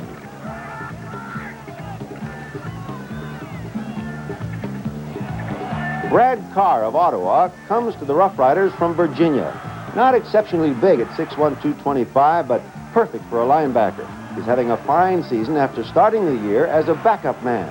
He has great outside speed. The cornerbacks are from Toronto. Eric Harris at 23 has a great future. The former Memphis State University star is a legitimate All-American and a high draft for Kansas City in the NFL. The Argos got there first. He has great speed. Jim Marshall of the Argos is the other cornerback who came back strong after injuries in '77. Former Saskatchewan back was a Western All-Star and played out his option to join the Argos last season. Larry Bruin of Ottawa is one of the defensive backs. Good size, 6'2", 200 from Rice University. He's in his 2nd year with the Riders. A fine tackler, also runs back kickoffs. Great future. Dickie Harris of Montreal has been All-Canadian since 1974. He came to Montreal in '73. Unfortunately, he was injured in that Eastern semifinal yesterday. He came to Canada instead of the New York Jets. He made the Eastern All-Stars. Randy Rhino is the safety. And this Montreal star is pure excitement. He's a Georgia Tech All-American 3 times, the first player in Georgia Tech history to get that honor. He runs with abandon. And those are the Eastern All-Star defensive players as chosen by the coaches across the country. We'll be back in just a moment with Don Whitman, Bob LaRose, and Ronnie Lancaster. 17-4 is the halftime score. The Stampeders in front of Winnipeg, and when things go right, it seems they just continue rolling along. And the Stampeders got a break early in the ball game on a fumble by Forzani, recovered by Sykes. Very definitely a real big break, because Forzani, first of all, was wide open on the play, makes a good reception, makes a good run. Reggie Pearson comes in from behind, knocks the ball loose, but the man right on the spot happens to be James Sykes, who takes it all the way down to the 1-yard line before Brian Herosian pulls him down. Burden scores in the next play and really had Winnipeg in a hole. They also have not been able to solve the problem of Calgary's defensive line. Reggie Lewis on this play breaks in, pulls Harry Knight down, and they've really dominated the first half. Fumbles have really been costly for Winnipeg. For example, this one by Mike Holmes when he ran into his own man, Bob Toogood, and it was recovered by the kicker, Cyril McFall. Winnipeg would have had good field position here. That was a real big break, or a bad break for Winnipeg, because, as you say, they would have been in reasonably deep territory, and it would have made a big change in the momentum of the ball game. But momentum kept on swinging Calgary's way. Quick pitch to Sykes coming around the corner. Gets a great block here at the bottom of the screen by Kirk and Razaloch. And now it's just a foot race, and nobody's going to catch James Sykes for the big touchdown. And that made it 17-3, I believe, at that time. And Winnipeg came back and got another single point to make it 17-4 at halftime. 17-4 is the halftime score, and we'll be back right after we pause for this message. reunion.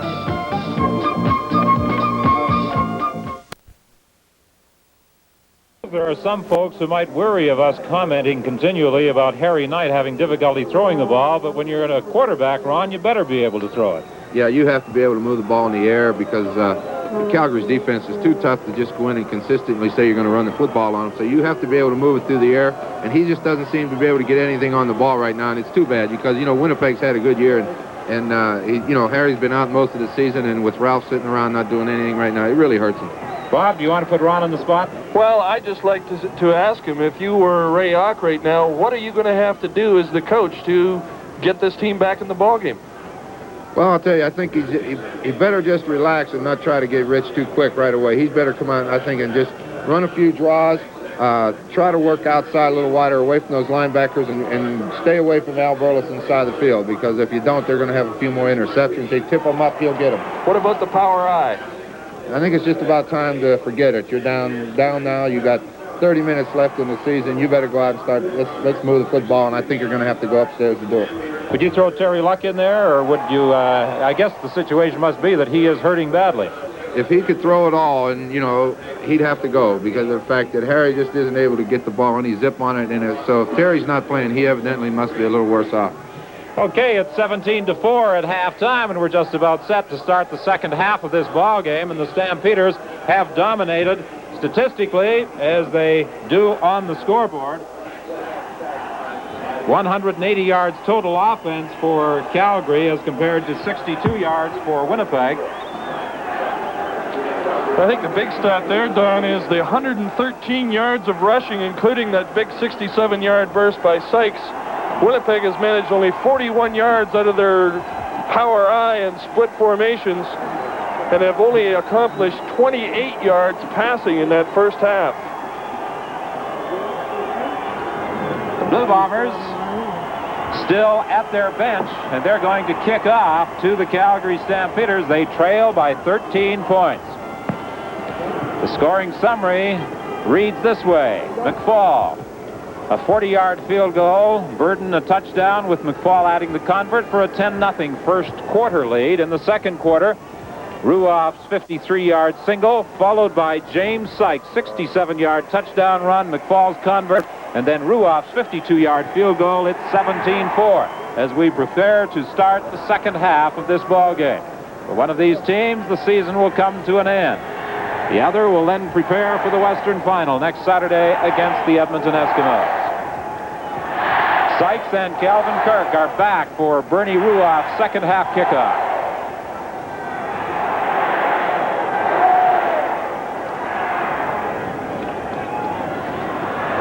Kirk is the man who starts out with the ball, and he's brought down at the 29-yard line by Duncan McKinley. A 48-yard kickoff and a 12-yard run back by Calvin Kirk.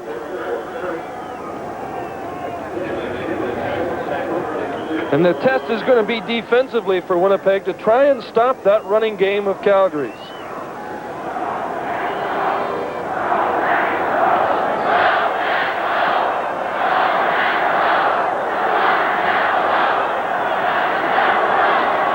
First and 10 with James Sykes trying to go wide. He got away from Pearson, but then Pearson does recover and gets back into the play.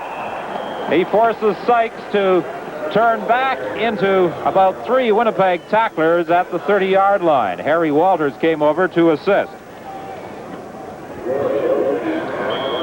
There's quite a statistic, 96 yards and only 8 carries. That's an average of 12 yards per carry. Not a bad statistic at all for James Sykes during the first half of this ball game. It's 2nd and 9. Hufnagel throwing for Kirk. He's caught by Faison and taken out of bounds, but that should be a first down at the 40. And that was great timing on that play. Hufnagel rolling to the right, threw the ball just as Kirk broke the pattern off, squared it off to the outside. Beautiful timing. Nice play to see. First down, Calgary. The ball is now at the 41. Tell you, there are an awful lot of fans here with some rather interesting signs this afternoon at McMahon Stadium. Some of them showing a great deal of imagination.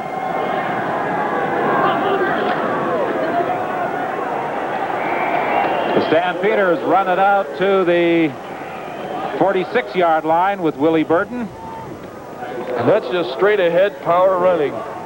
Offensive line taking the defensive line on one-on-one, giving that ball to your running back and let him pick a hole and go straight ahead. It's proving very effective for Calgary. 2nd and 5 for the Stamps at their own 46.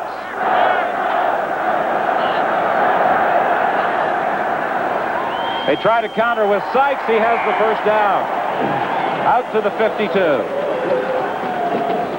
That time, Winnipeg tried to blitz on the play, both their outside linebackers. If we'll run this forward just a little bit and hold it right there. Both Bob Toogood and Ron Southwick here blitzing in, and they miss right there. They missed the tackle on Sykes, who squirted through close enough for a measurement to see if it was a first down. Winnipeg's Ron Southwick shaken up earlier in the first half. Again, having some problems going to the Bomber bench. He's being replaced by Duncan McKinley. It is a Calgary first down. They had to measure to make certain that it was. The ball is positioned just across the 51-yard line. A capacity crowd of over 27,000 in attendance at McMahon Stadium. Next year, of course, they will have about 7,000 additional seats here in Calgary. The long throw intended for Vickers, and he was overthrown. He was being covered by Merv Walker. Brian Hirosian was also in that area. We talked earlier about some of the upcoming football games taking place in the country. We mentioned the College Bowl next Saturday involving Queens and UBC. The Canadian Junior Championship will be decided at Gordon Howe Bowl in Saskatoon involving the Saskatoon Hilltops and the Ottawa Sooners next Sunday. Seems to be those two teams every year, Don, playing for that championship. Those Hilltops, they're a good football organization.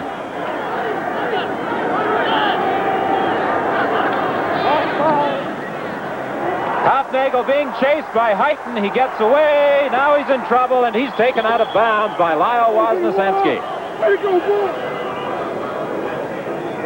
Hofnagel has been going to the sprint out action, and this time he tries to go back against the flow, but a good backside rush by both Heighton and Wozniacki.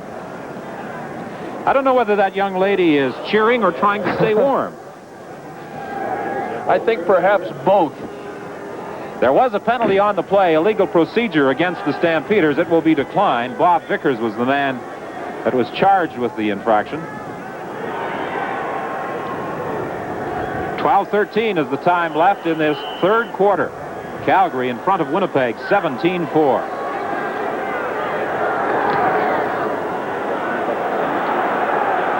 The ball bounces to Crump.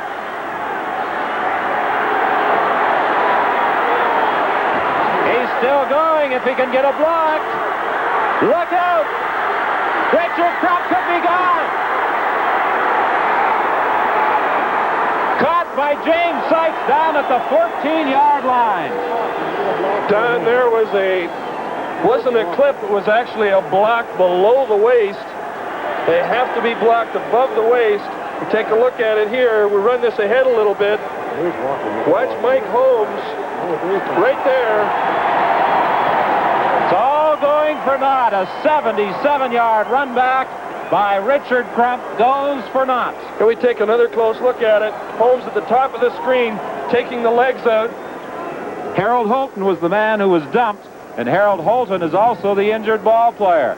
There's not much doubt about that call. As you said, Bob, the blocking must be above the waist, and Mike Holmes went down and really flattened Harold Holton, the official right there to call that play.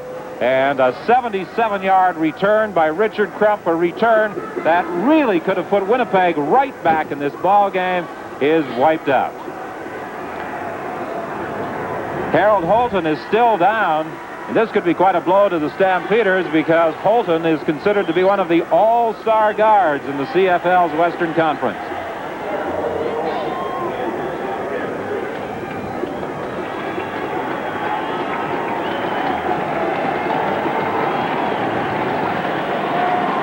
There are a couple of other super blocks thrown on that 77-yard run of Richard Crump's.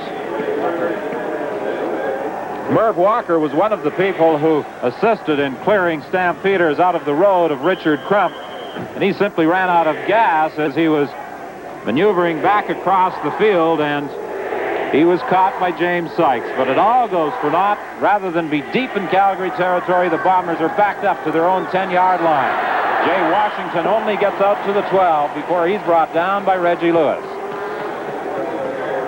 Reggie Lewis shows that quickness again from his defensive end position, just beats everybody down the line. They're not blocking him, they're trying to get away from him, and he's so quick he gets there before Washington can get the ball through the line of scrimmage.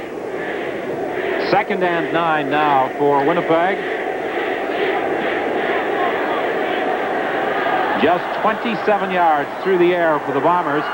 Knight will have to try it again. Throwing, it almost is picked off by Terry Irvin. It was intended for Poplawski. And that's a very dangerous pass to throw, especially if you haven't got a strong arm. That ball has got to get out there right now. You know, Bob, I wouldn't be surprised if Terry Irvin, with all that wrapping he's got in those hands of his, would not have been able to go for an interception had he not had that on there. We take a look at it from the end zone. That ball kind of floating there. And as Dan said, Irvin got that right hand of his all wrapped up and bandaged up. And he couldn't get both hands on the ball.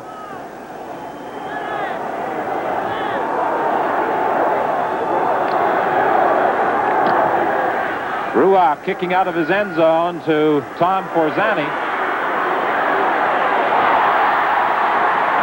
Forzani could be gone. Bernie Ruoff, the only man back. He slows up the play and then gets some help.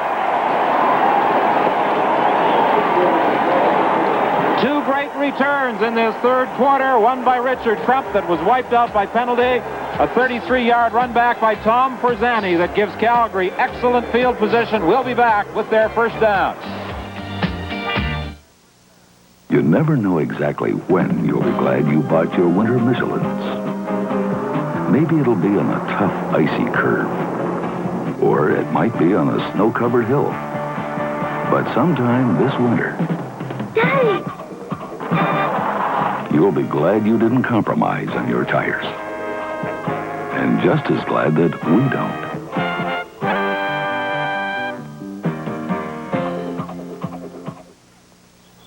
Hey, come here. Take a look at this. See? Wow! The new McCulloch chainsaws. This is the new Power Mac 320. Look at these teeth. They can sharpen themselves with the press of this button. Wow! And see this? Is that a tail? No, it's a handle mounted to soak up vibration. What's this? McCulloch's chain brake handguard for safety. That's smart.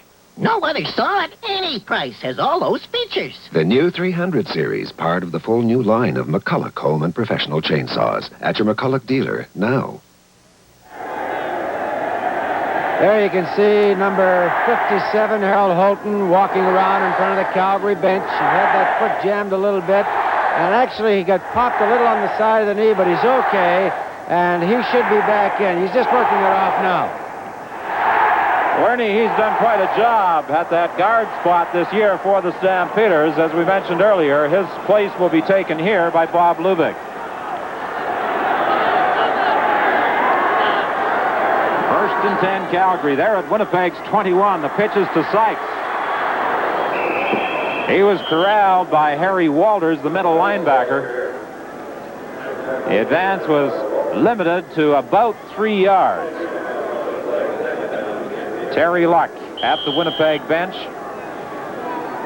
This week, he was throwing very little during preparation for this game after being hurt late in the ball game a week ago right here at McMahon.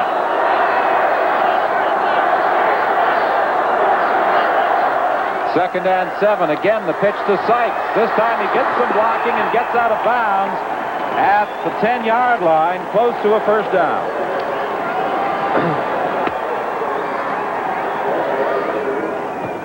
It's Willie Thomas leading the way from his guard position, but also getting Willie Armstead out in front here. And they take on Reggie Pearson and blow him out of there. And it's simply Sykes scampering to the sideline, close enough for a measurement. The winner, of course, goes against the Edmonton Eskimos in the Western Final. The Eastern Final features Montreal and Ottawa. You'll see that game next Sunday afternoon on the CBC network with Don Chevrier, Tom McKee, and Russ Jackson. And, of course, the Grey Cup game comes your way on November 26th on the CBC television network. The Grey Cup game, Grey Cup preview, and all the excitement of the week-long celebration that ends the professional football season in Canada. Don, Calgary's been fairly adept at getting outside in those quick pitches. It's been a play that's been hurting Winnipeg all game long. We might look for it again on this play. 9:13 the time left in this third quarter. 1st and 10 from just outside the 10. The end zone throw for Forzani. Touchdown!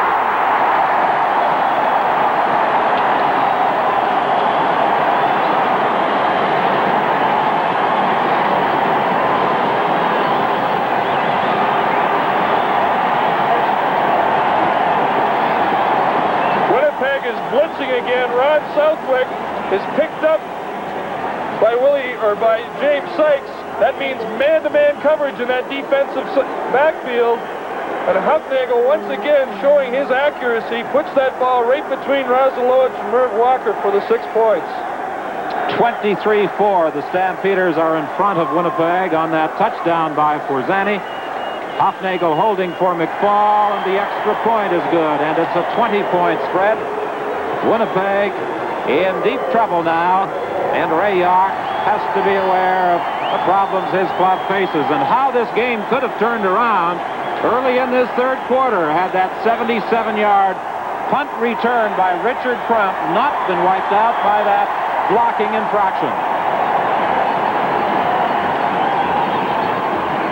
Right, definitely, Don. If they had been able to take the ball in from that punt return and scored, I would have put them only 1 touchdown behind in a very, very close ball game. Now, as it is, they've got a long way to go. 3 touchdowns they've got to make up.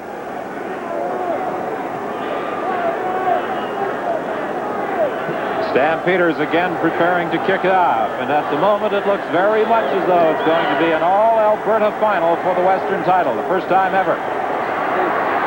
Faison going down that right side to the 37-yard line. Not a bad run back as Ed McElhaney came over to make the tackle. A 62-yard kick and a 33-yard return. Jack Goda was rather entertaining this morning when we had an opportunity to chat with him. Ken Nielsen, Ron Lancaster, and I walked into his office, and he said to Ron Lancaster, he said, "How did you sleep last night?" Ron, he said, "Fine." He says, "Good." He says, "I hope you slept enough for both of us."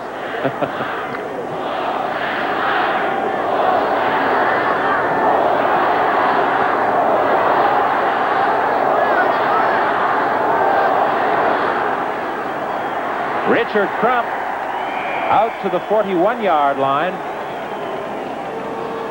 Crump is a person who can break it, as the Saskatchewan Roughriders realize. He ran for 103 yards against them for a touchdown earlier this year, the longest run from scrimmage in the CFL. Watch Ollie Bakken in this play. Buddy Brown comes out to block on him. He slips him and is right in there making that tackle. Ollie Bakken makes it awful tough to run up that middle. 2nd and 5. Knight throwing to the sidelines to Holmes. He couldn't hang on. I think he would have been out of bounds anyway. It would have been close. Holmes had that ball there. Just slipped through his fingertips. We take a look at the end of this play. He goes up high in the air. Can't quite corral it. He does come down, I think, inbounds with that 1 foot, which is all he needs. Would have been a big play for Winnipeg, but now it's 3rd down and punt time again. Forzani and Calvin Kirk, the punt return partnership for the Stampeders, as Bernie Ruoff stands at his own 25.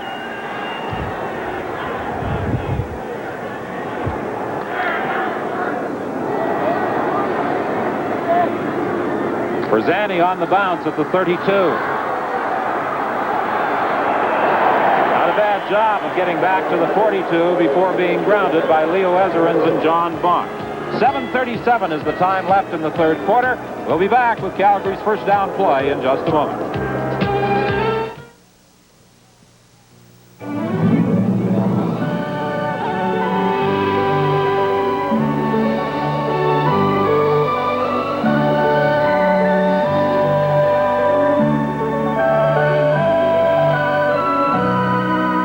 When you're smiling, keep on smiling.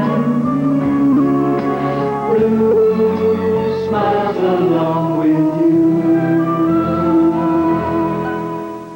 Final goes next Sunday, November the 19th in Ottawa. The Montreal Alouettes, after their victory over Hamilton yesterday, will be going after the Rough Riders, and that one should be a tremendous final. Remember that CBC carries that game. It'll be Chevy along with Tom McKee and Russ Jackson bringing that game to you. Harold Holton has gone back in at the guard spot. First down for Calgary. The give is to Willie Burton. Burton fights his way to the 50, continuing on to the 54. A gain of 11, perhaps 12 yards, and another Calgary first down. It appeared initially as though he was stopped, and Wondrous Willie just kept on spinning for more. Shows great determination on this play once he gets the ball, and it's Calgary simply attacking the middle of that line again. Good blocking by that offensive line. Jimmy Heighton grabs a hold of number 58, and Burton, just running backwards, picks up an extra 3 or 4 yards for the first down. Good play as Wozniacki catches Sykes in the backfield, dropping him for a loss of 1. The sophomore defensive end, Lyle Wozniacki, reacting to that play.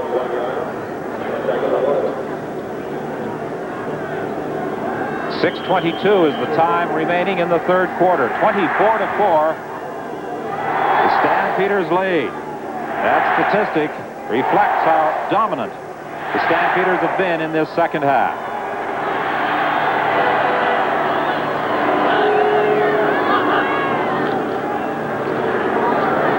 Half-Dago can't find a man.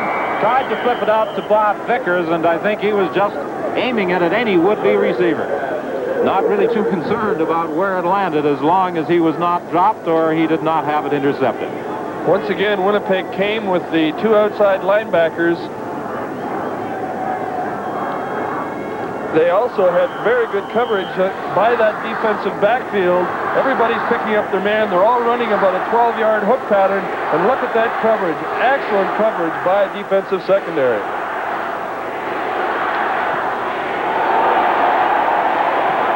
Richard Crump goes back to his own 3-yard line.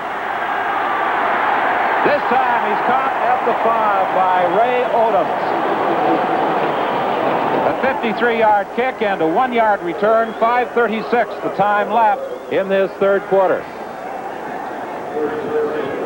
Well, we also have Huey Campbell up in the press box with us, the head coach of the Edmonton Eskimos.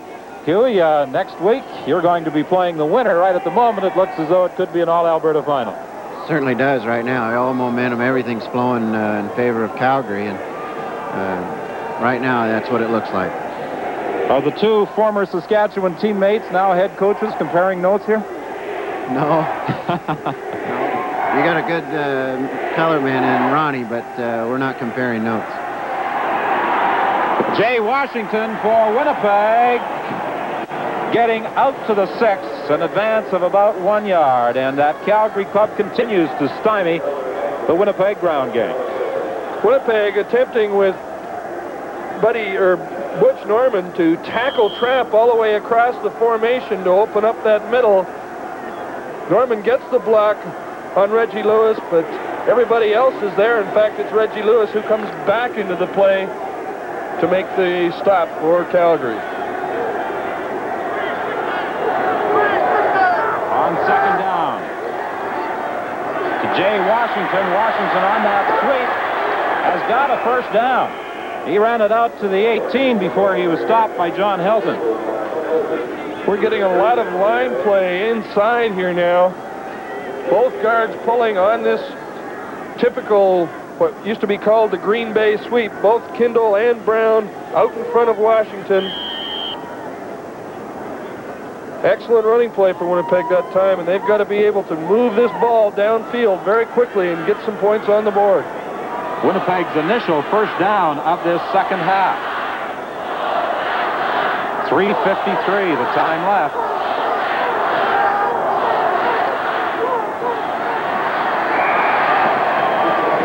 Andy Jonason was there to make the stop on Jay Washington. Pickup of about 2.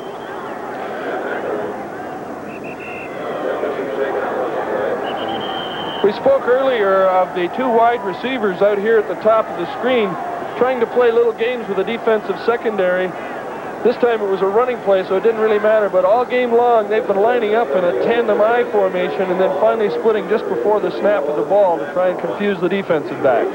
Andy Jonason is the injured Calgary ball player. Ronnie, from what you've seen in this second half, is there anything that you think Winnipeg might be able to do against that Calgary defense? Not right now. They haven't, the whole game they have yet to establish anything. That run of Washington's probably as good a play as they've had the entire game. And if you don't have anything going for you this late in the football game, it makes it awful tough for you. Again, we have to go back to what we referred to throughout the ball game.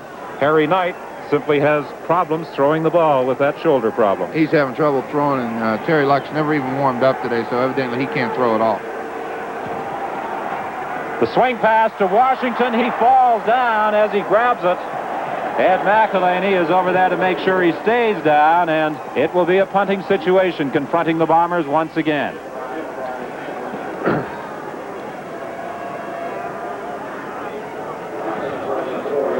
This was an attempted screenplay on the part of Winnipeg. Butch Norman gets his block and then slips out very quickly. They just popped the ball over the top. And the screen's well set up, but Washington, in attempting to catch the ball, slipped and fell down. So it's 3rd down once again. And it seems to be a recurring problem all the time for Winnipeg.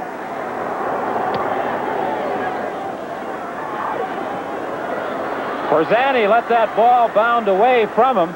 Now Winnipeg is forced to retreat to give him the 5-yard distance, and finally Leo Ezerins brings him down at the 48. A 48-yard kick and a 2-yard run back, and we'll be back with Calgary's first down play in just a moment. I would think Stampeders with a wide advantage in terms of total offense, and they'll attempt to add to that total right now. 1st and 10 from the 48.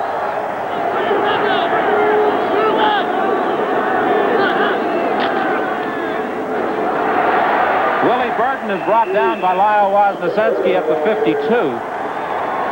2:16 the time left in the 3rd quarter.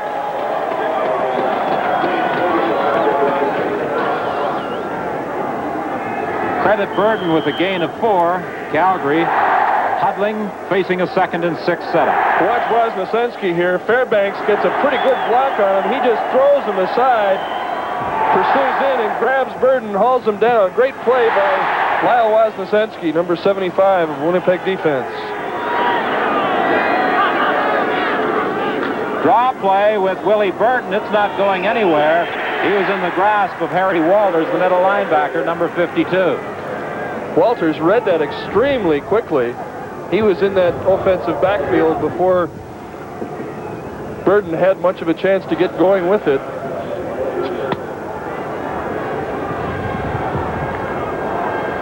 Well, Ray Yawk realizes, of course, that very quickly his club must get something together in the way of an offense, or else they can write off their 1978 season in about half an hour from now.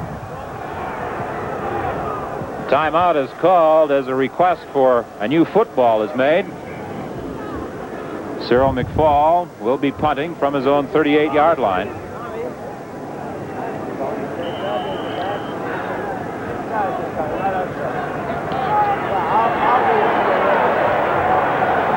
Richard Crump takes it on the run and is caught almost immediately. Bernie Morrison was downfield to put the grab on Richard Crump, restricting his return to 3 yards after a 41-yard kick. I've seen Jocko on occasions when he's been so excited he's almost downed coffee that same way. He must be feeling a little more at ease, though. He's actually going over there and taking his sip, taking time out from his usual pacing up and down the sidelines. Who do you think leads the league in pacing, George Brancato or Jack Goda? I don't know, but I'd hate to put a pedometer on either one of them and find out how far they've gone. The ball is fumbled, recovered by Calgary's John Helton. Reggie Lewis Lewis got in on quarterback Harry Knight.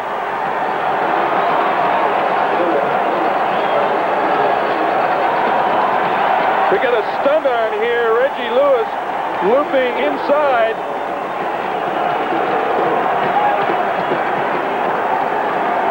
Excuse me, that's Ollie Bakken, the middle linebacker, blitzing from that middle linebacking position, number 50, not number 60. And it's John Helton there to pick up the fumble recovery on the 1.5 yard line. It's not your fault. We'll blame Mo Simovic. Okay. Well, this could pretty well be the ball game right here. The Stampeders with that fumble recovery with a 1st and goal from the 2. Ryan Hirosian was in there with several other Winnipeg defenders to make the stop. Ollie Bakken at that Calgary bench. The man who came blitzing from his middle linebacking position to dump Harry Knight.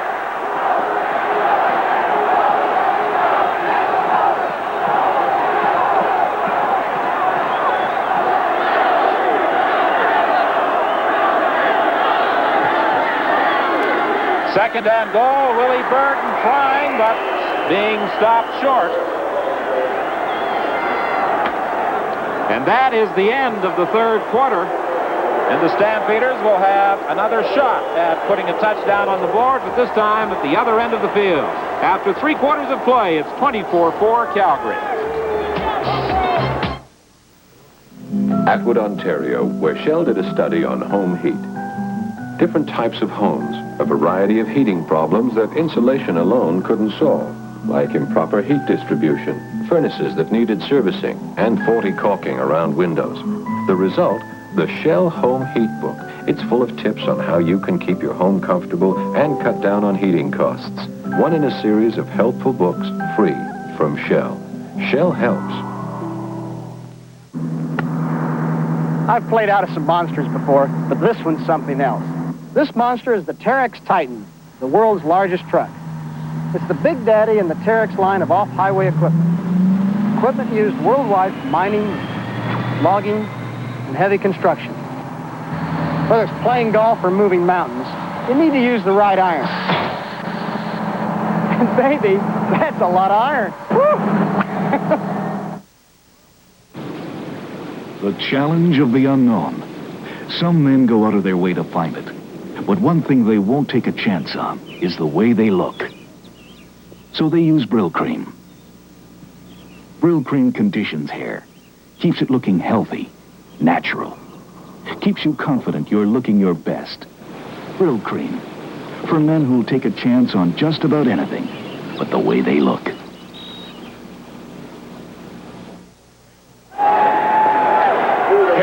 Harry Walters was instrumental in stopping Willie Burton on this last rush. We see it here from the end zone, refusing to budge.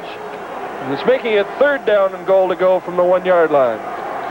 3rd and goal.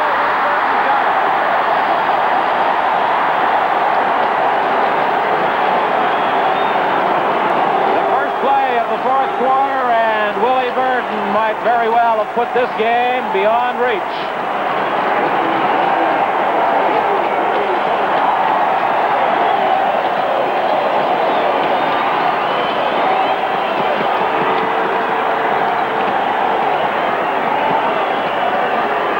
See Burton going up over the top this time, and Harry Walters was not able to get there as he did in the previous play. And Willie showing his joy by trying to put the ball through the artificial turf in the end zone. Take another look at it. Burton certainly got up high over the top that time. So did Cyril McFall get up high and over the top for the point after, and a 31-4 Calgary lead. Well, these fans at McMahon Stadium have waited a while to watch their football heroes perform in a postseason playoff game, and they're savoring every moment here at McMahon today. Just to see how high Burton gets, watch this. He is right up knee-high above everybody. both offense and defensive lines that time. He was going to get into that end zone.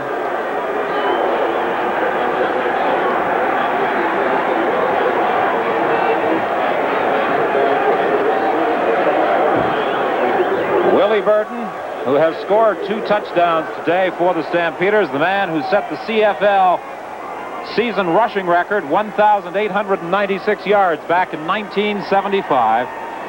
And he and James Sykes give the Stampeders a very potent ground attack. The kickoff attempt by Cyril McFall is out of bounds at the 10. And I'm sure that Winnipeg will exercise the option and ask Calgary to retreat 5 yards and do it over again.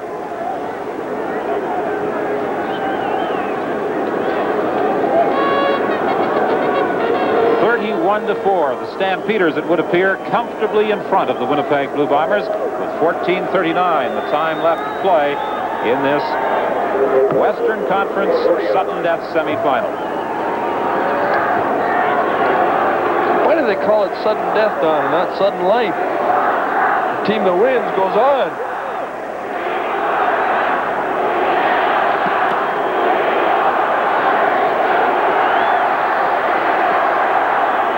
Richard Crump from the 15. That wedge forming up the middle, and Crump is downed at the 38 by Robin Harbour.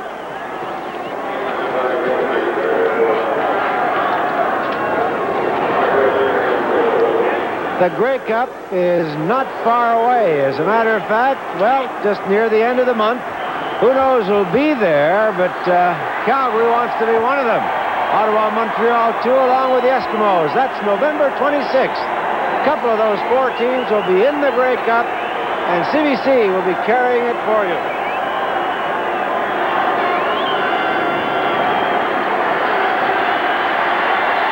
Knight going deep for Patterson. It's picked off by Al Burleson, his second interception of the ball game, and he simply goes out of bounds at the 50. Well, the Blue Bombers are in a desperate type of situation. They trail by 27 points, and they have a quarterback that can't really throw the ball as he would like to.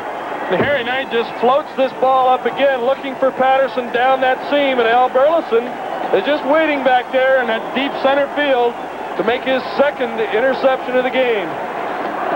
Ron Lancaster, that must be extremely frustrating for a quarterback. Yeah, it is, because you go back to pass, you're finding out where Burleson's lining up, and he was on this side of the field favoring over here, but he's reading you, and as soon as you turn to release the ball, he just takes off, and he really roams free and does a heck of a job. Well, the Stampeders are taking no chances of having their number 1 man, John Huffnagel, re-injure that throwing hand. They send in Craig Juttonen to direct the attack. Craig Juttonen, who has been on and off that Calgary roster a couple of times this year, now in there calling the signals, and you see Terry Irvin having some repair work done at the Stampeder bench as Juttonen brings the Stamps out, 2nd and 6. His sideline throw for Perzani is incomplete.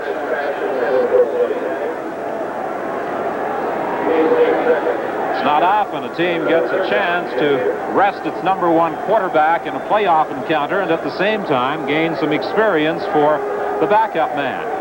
John Huffnagel at the bench, wearing James Sykes' parka, receiving a well-deserved rest. He went down a few games back in the regular season with that thumb problem. Ken Johnson took over and was directing Calgary's attack until he was hurt here at McMahon a week ago. The penalty flag goes down, and Richard Crump is in some difficulty as well, back at the 5-yard line.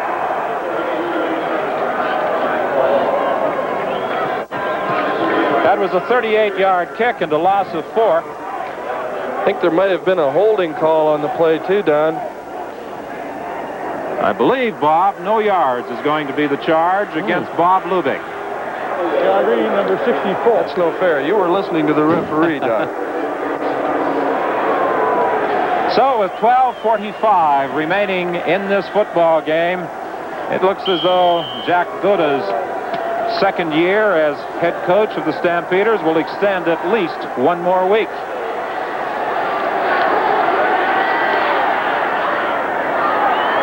Richard Holmes brought down after a gain of 11, but there is also a penalty flag over on the far side of the field.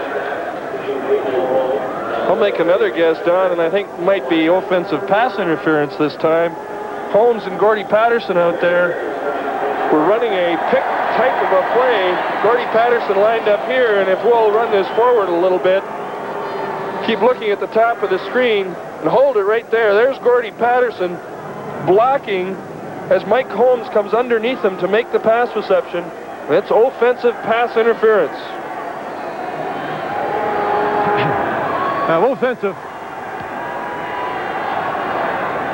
Offensive pass interference, number 34. Don Barker telling us about that infraction against Gord Patterson. That's a rather downcast, distraught Winnipeg bench. Bombers trail by 27 points, and time is rapidly running out.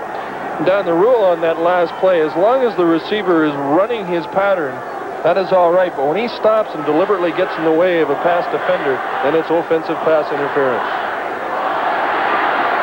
Knight throwing for the sidelines. Holmes has got it. He takes it out of bounds, about 3 yards short of a first down.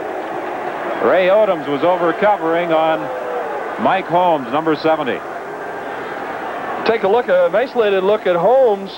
Once again, he just seems to be cruising, gives a little push to Odoms, goes up high in the air, makes a good catch, but he's still going to be short of that first down.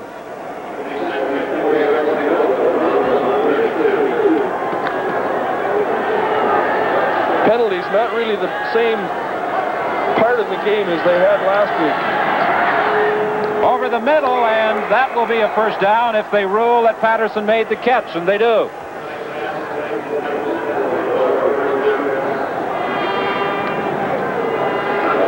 Patterson caught 69 passes during the season. A majority of them utilize his ability to find the little seams between the linebackers.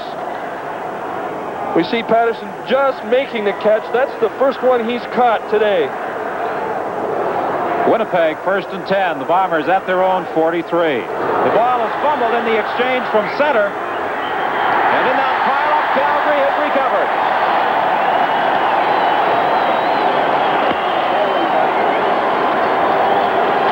Ollie Bakken appeared to be the man who was in there to pick up that loose ball. None, I believe it was simply a bad exchange between center John Bogg and Harry Knight, the quarterback. The ball popped loose, and Bakken, the opportunist, right there to pick it up for Calgary.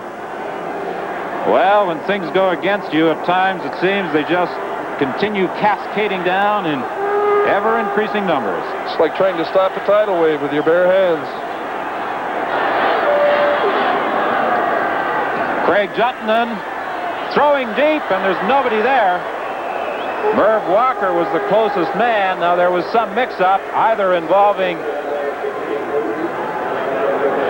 Juttonen or the receiver. Juttonen lost his helmet in the process, and there is also a penalty flag on the play. I think rough play being charged against Winnipeg. Not entirely unexpected. The frustration, I suppose, being taken out. Juttonen really paid the price for that, and he threw the ball out to the wide open area. Sorry, roughness on the passer, Winnipeg. First down. In the corner of the field, but the wide receiver had gone on the post pattern. That ball just fell harmlessly aside. So the penalty moves the ball to the Winnipeg 26-yard line. 1st and 10 for the Stamps. They are 10 minutes and 43 seconds away from a spot in next Saturday's Western Final against the Edmonton Eskimos.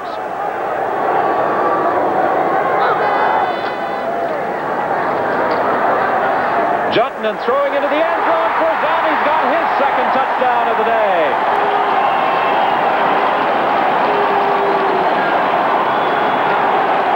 Well, that's the first CFL touchdown throw for Craig Juttonen In regular season play, he had 3 intercepted, but he finds the money here with Tom Forzani. Great pass protection once again for Zani, beating Brian Hirosian in that middle area. Wide open, and Juttenden puts it right on the money. We see Forzani here running to the post and then simply running away from Hirosian. Juttenden puts the ball in there perfectly. 37-4. And now it's 38-4. The Calgary Stampeders leading Winnipeg. 10:27 the time left in this football game. And we'll be back with Calgary's kickoff in just a moment.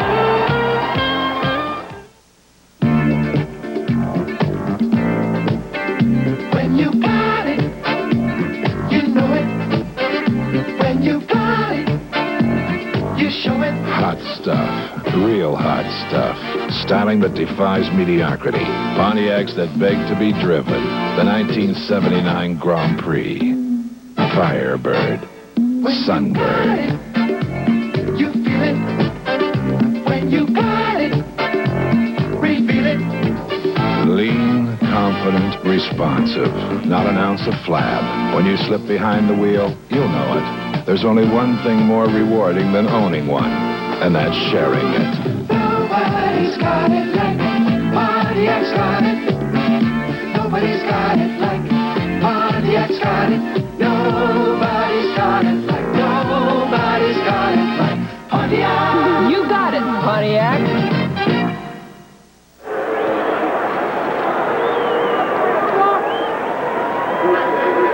Well, as Calgary kicked off, Vince Faison took that ball and returned it 45 yards to the 52-yard line. We'll take another look at it. This is something that they've been doing very, very well all season. Vince Faison giving them a great return. And Faison actually tripped, got his legs tangled up with Tommy Walker, or he might have gone even further. Jay Washington trying to utilize his speed and get outside. He's brought down at the 52 by Rob Koschel.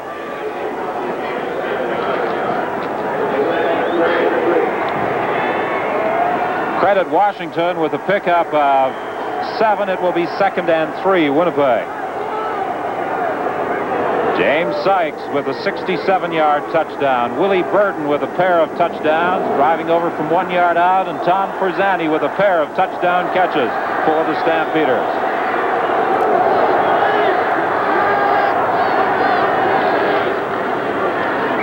Washington straight ahead. He was upset at the 48 by Ed McElhaney. It will be close to a first down. Perhaps they'll request a measurement. Bob Koschel appears to be favoring that left leg. He was shaken up.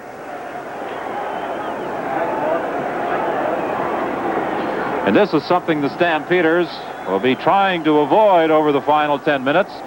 Trying to keep all those bodies healthy for next Saturday's date at Commonwealth Stadium against the Eskimos.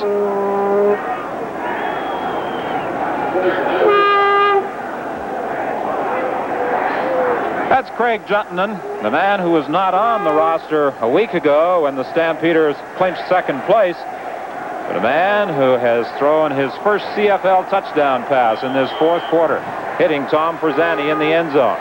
Boy, I wish I could do that, Don. Stick my feet in the heater somewhere. On 3rd down, McCorkindale trying to drive through. He should have it, but it's going to be close. I think he just barely got it done, and that defensive line really stacked them up.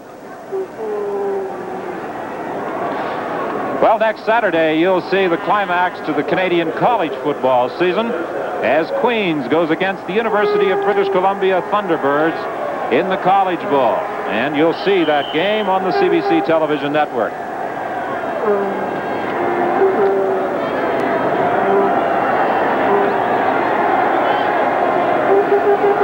First down, Winnipeg. Knight throwing out to Poplawski. I think that's the first time that Poplawski has been on the receiving end of a throw this year, and he was the country's leading receiver. Just a quick little square out pattern. Nothing too fancy. This time, Harry Knight was able to get the ball to him. see it from the ground level coming right at you. Knight firing that ball out to Poplaski. Good hit by Terry Irvin, bringing him down for a short gain. 2nd and 4, Winnipeg. Jay Washington running into one of his own men, trying to cut back. Washington and the pulling guard, Greg Kindle, collided as Washington attempted to go wide. Good job defensively that time by the outside linebacker, Palizzetti, who just stacked up those pulling guards, waited for the rest of the crew to get there. I hope Dave Fennell and Ron Este, David Boone, and York Henschel don't meet any of those fans. They might not particularly be taken by that sign. Over the middle, incomplete. Intended for Patterson. Patterson protesting to the official that pass interference should be called. And you see the frustration of Mike Holmes as he takes a kick at that goal line marker. But it will be a 3rd down situation. We'll be back right after this.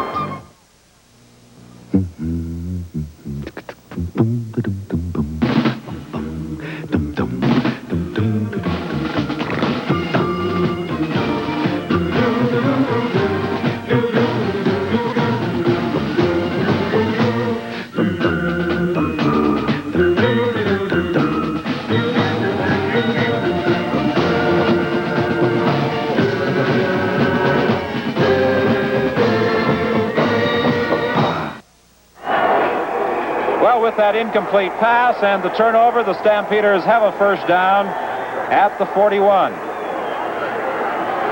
Ray Yark in his rookie year as head coach of the Winnipeg Blue Bombers. Seeing the season end here at McMahon Stadium this afternoon. Willie Burton driving off tackle for 3 yards with Billy Howard coming over to make the tackle with some help from Lyle Wozniacki. Stampeder fans are hoping that the actual Grey Cup will come to rest here in the Cowtown following that game in Toronto, the 26th of November. But first they must get by the Edmonton Eskimos and then either Ottawa or Montreal.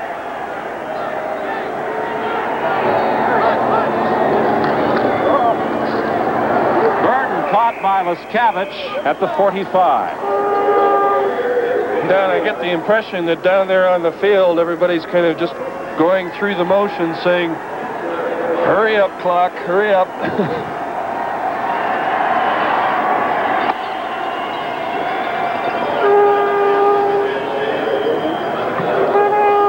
Richard Crump and Mike Holmes are going back.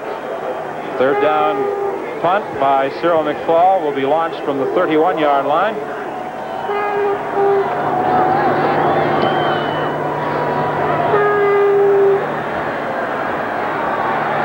Richard Crump touched that ball. It's loose.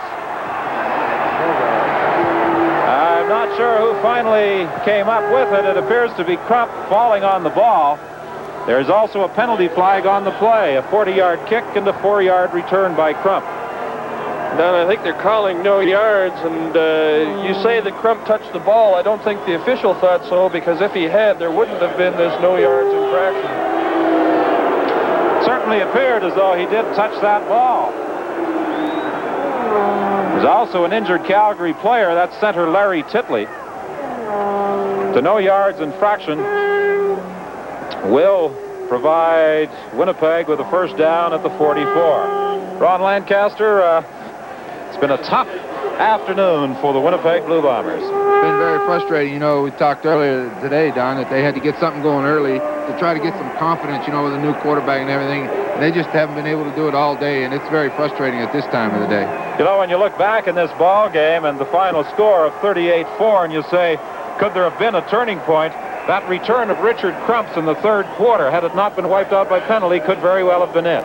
It was a 100-yard penalty, as we was talking about earlier. You know, they were down on one 10-yard line, ended up back on the other 10-yard line, and going against the wind in the third quarter could have turned the game around a little bit. At least got some confidence, got some life in them, got them going the way the coaches would like to see them. But when the penalty hits, for what they had going for them for that very few seconds, just kind of all went down the drain. At the time, it was 17-4 in favor of the Stampeders. Right now, it's 38-4. 5:03 left in this football game.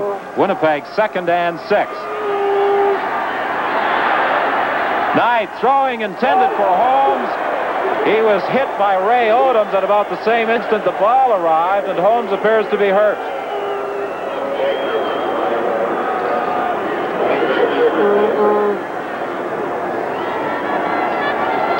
See Holmes here. Ray Odoms coming up to make the play on him. Harry Knight's pass is high. Just as he goes up for that ball, Odoms takes his legs out from underneath him. That ground is awful hard to land on at this time of the day. It's even harder when you're losing. Harry Knight that time had problems trying to throw the ball because one of his own blockers got in his road as he was trying to release it. He had to pull it back down and look for a secondary receiver. Bernie Ruoff this time is kicking to Paul Pearson and Calvin Kirk. He's going to run the ball. And this is something new for Bernie Ruoff, and he has a first down to the 49 of the Calgary Stampeders. Well, Winnipeg is still giving it their best shot.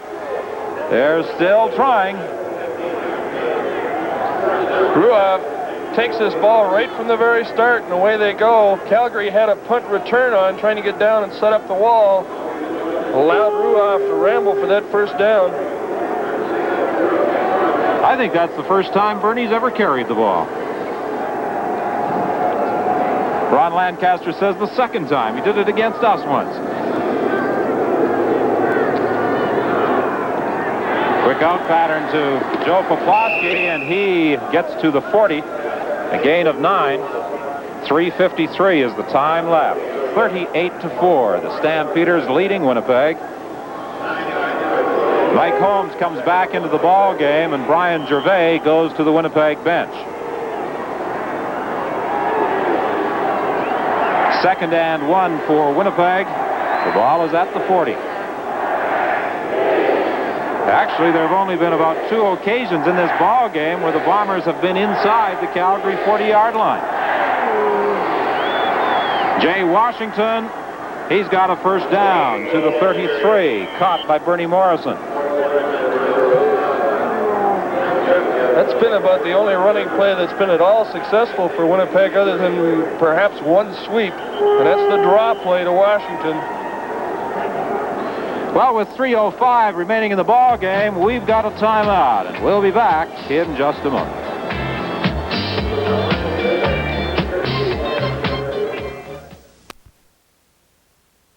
Well, it was minus 10 degrees when the game started. And with that cloud cover rolling in and a few snow flurries beginning to flutter down, it's getting even colder here at McMahon Stadium. Harry Knight to Washington. He couldn't hang on, and Blaine Lamoureux was there just to make sure in case he did. Calgary's not giving up either. They've got Bernie Morrison in as a linebacker, and he blitzes on the play right up the middle to try and put some extra pressure on Knight. He was picked up, however. Knight gets this pass away, and Washington simply can't find the handle on it. I kept saying when I was playing, Don, they got to make those things with handles on them.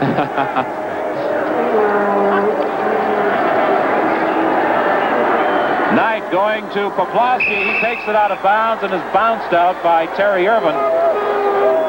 Very close to a first down. He cut that one off at about 10 yards. It will probably require a measurement.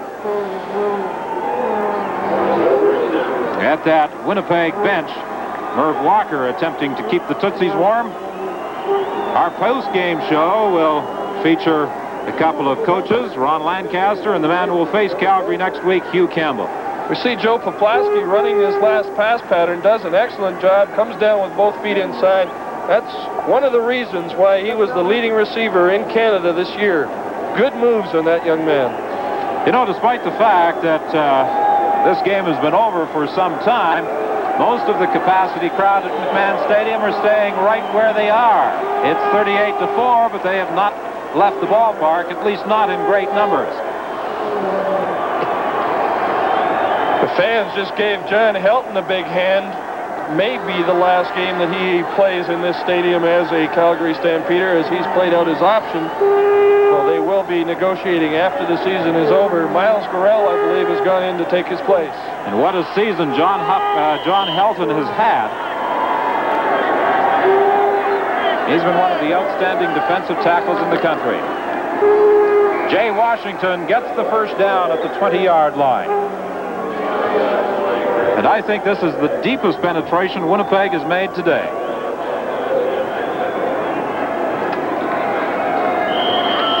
.242 is the time left, 38-4.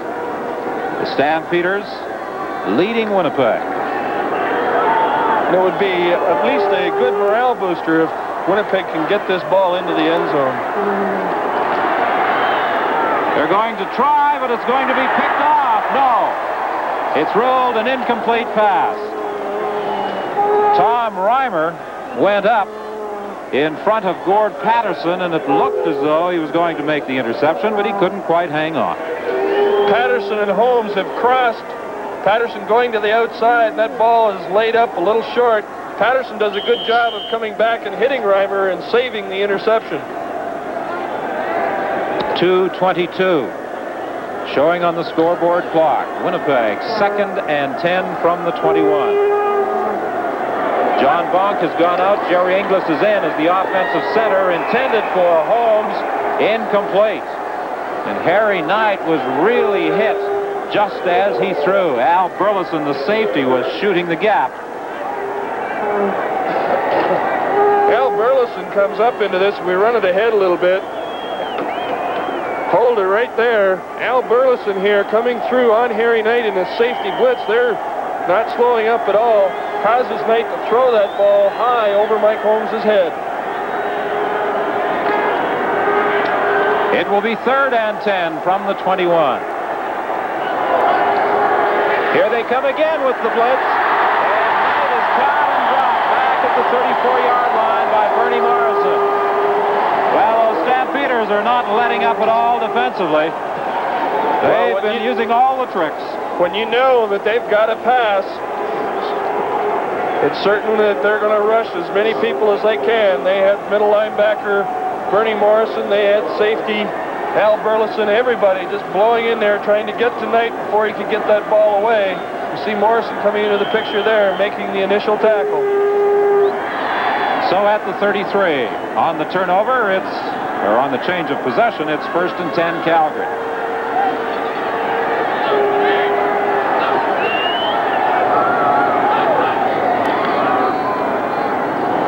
They try to go inside with Willie Burton. He's stopped by defensive tackle Billy Howard. It will be 2nd and 10. It's been a tough afternoon for Harry Knight. A week ago, he did not expect to be in the lineup this Sunday afternoon, but when number 1 man Ralph Brock went down and the number 2 man Terry Luck was also sidelined, Harry Knight had to come off the injury list and take over as starting quarterback. And he's certainly attempted to do the job with a great deal of problems in throwing the ball. James Sykes goes out of bounds after picking up first down yardage, forced out by Merv Walker. That sure has been a good play for them, that quick pitch to Sykes. Everybody's been getting good blocks on the outside, and I think that if there was one type of running play that's hurt Winnipeg today, it's been that quick pitch. Sykes, the leading rusher on the season, the leading runner this afternoon for Calgary.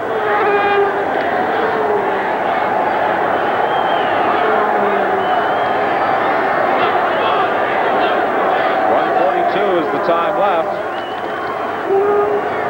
Willie Burton ran into a wall initially, tried to get outside and was upset by Billy Howard.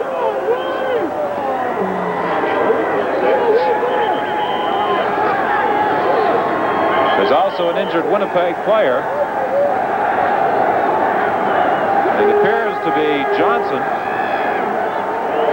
He's favoring his left leg.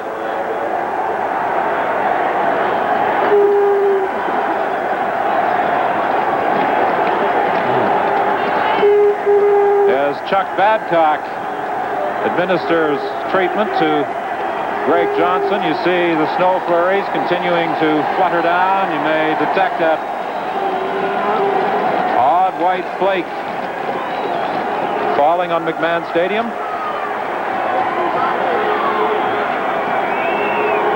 Johnson had Willie Thomas roll on his leg as Thomas and Harry Walters came together. Richard Crump, 3 carries this afternoon for just 7 yards. He's picked up another 22 on receptions. Take a look at this. You see Harry Walters, the middle linebacker, hit 61, and he falls sideways on Johnson's leg as he is involved in trying to break into that backfield. That's where the knee injury occurred. So Jim Heighton is in there as the Bombers do some juggling with their front 4. 2nd and 10, Calgary with 1:20 remaining. Palizzetti has replaced James Sykes, and he gets to the 50-yard line. Palizzetti certainly has been a valuable addition to this Calgary football team. He was acquired from the Ottawa Rough Riders. He's been playing that outside linebacking spot, and he's also seen some duty as a running back when injuries have sidelined either James Sykes or Willie Burton. Well, we'll find out just how well Robin Harbour can punt the ball as he goes in replacing Cyril McFall. He gets away a pretty good kick to Richard Crump. Crump again with a big run back, this time out to the 44-yard line, stopped by Rob Koschel. 43 seconds, the time left. A 22-yard return by Richard Crump. Next Saturday at Commonwealth Stadium in Edmonton, it will be the Eskimos against the Stampeders. And I'm sure that a number of the fans here in Calgary will be making the jaunt up north to the Alberta capital to take in that encounter. And next Sunday, it will be Montreal and Ottawa for the Eastern title. And you'll be able to see that game on the CBC television network. This will be the first time that the Stampeders have eliminated Winnipeg in Western Conference playoff activity. Jay Washington to the 46. Al Burleson, the safety, made the stop with 36 seconds remaining.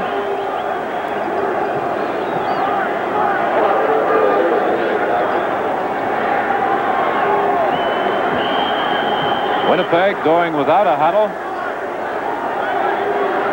trying at least to put a touchdown on the board.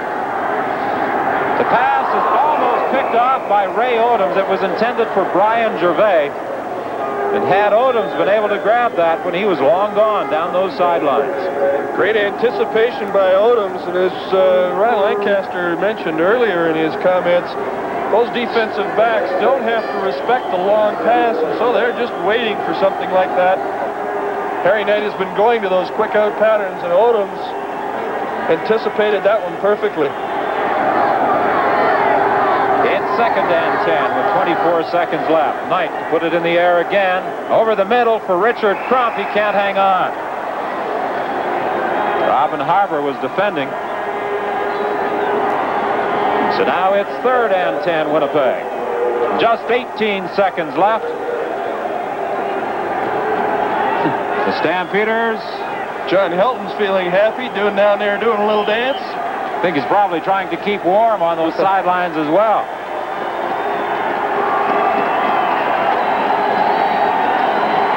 Well, they're all smiles at that Calgary bench, and for very good reason. They've had quite a season. Intended for Patterson, incomplete with 13 seconds remaining. The Calgary Stampeders take over.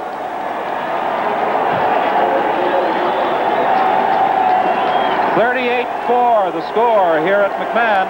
35-20 the Eastern Conference score yesterday. That's the first time this afternoon that we've seen Jack Otis smile. That was a smile I saw, wasn't it? What an ovation the Stampeders are receiving from the spectators still in attendance at McMahon Stadium.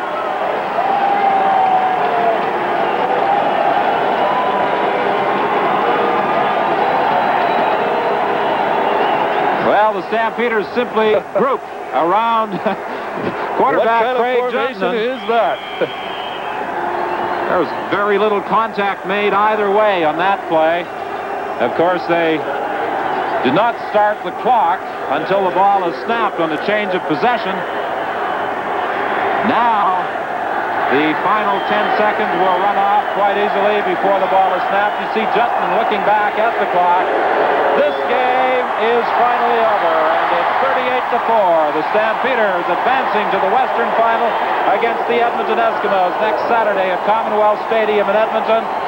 A game that saw the Stampeders in control almost from the outset. Winnipeg with Harry Knight and Terry Luck, the two men at the quarterbacking position, both hampered throughout the week in preparing for this game because of throwing problems. They weren't able to do much out here this afternoon. Ray York's club forced to attempt improvisation, trying to rely on a ground game, and against the Calgary Stampeders, they were not able to put it together this afternoon. And the Stampeders taking advantage of all the breaks they had, and they went on to a 38-4 victory. Congratulations being extended as Jack Goda and company prepare for next week in Edmonton, and the Winnipeg Blue Bombers can begin thinking about next year. A big win before a capacity crowd at McMahon Stadium, and the Calgary Stampeders, the team that finished in second place in the Western Conference, now going against the team that ended up on top of the standings, the Edmonton Eskimos. 38-4 the final score. Jack Goda is smiling. We'll talk to a smiling Hugh Campbell in our post-game show.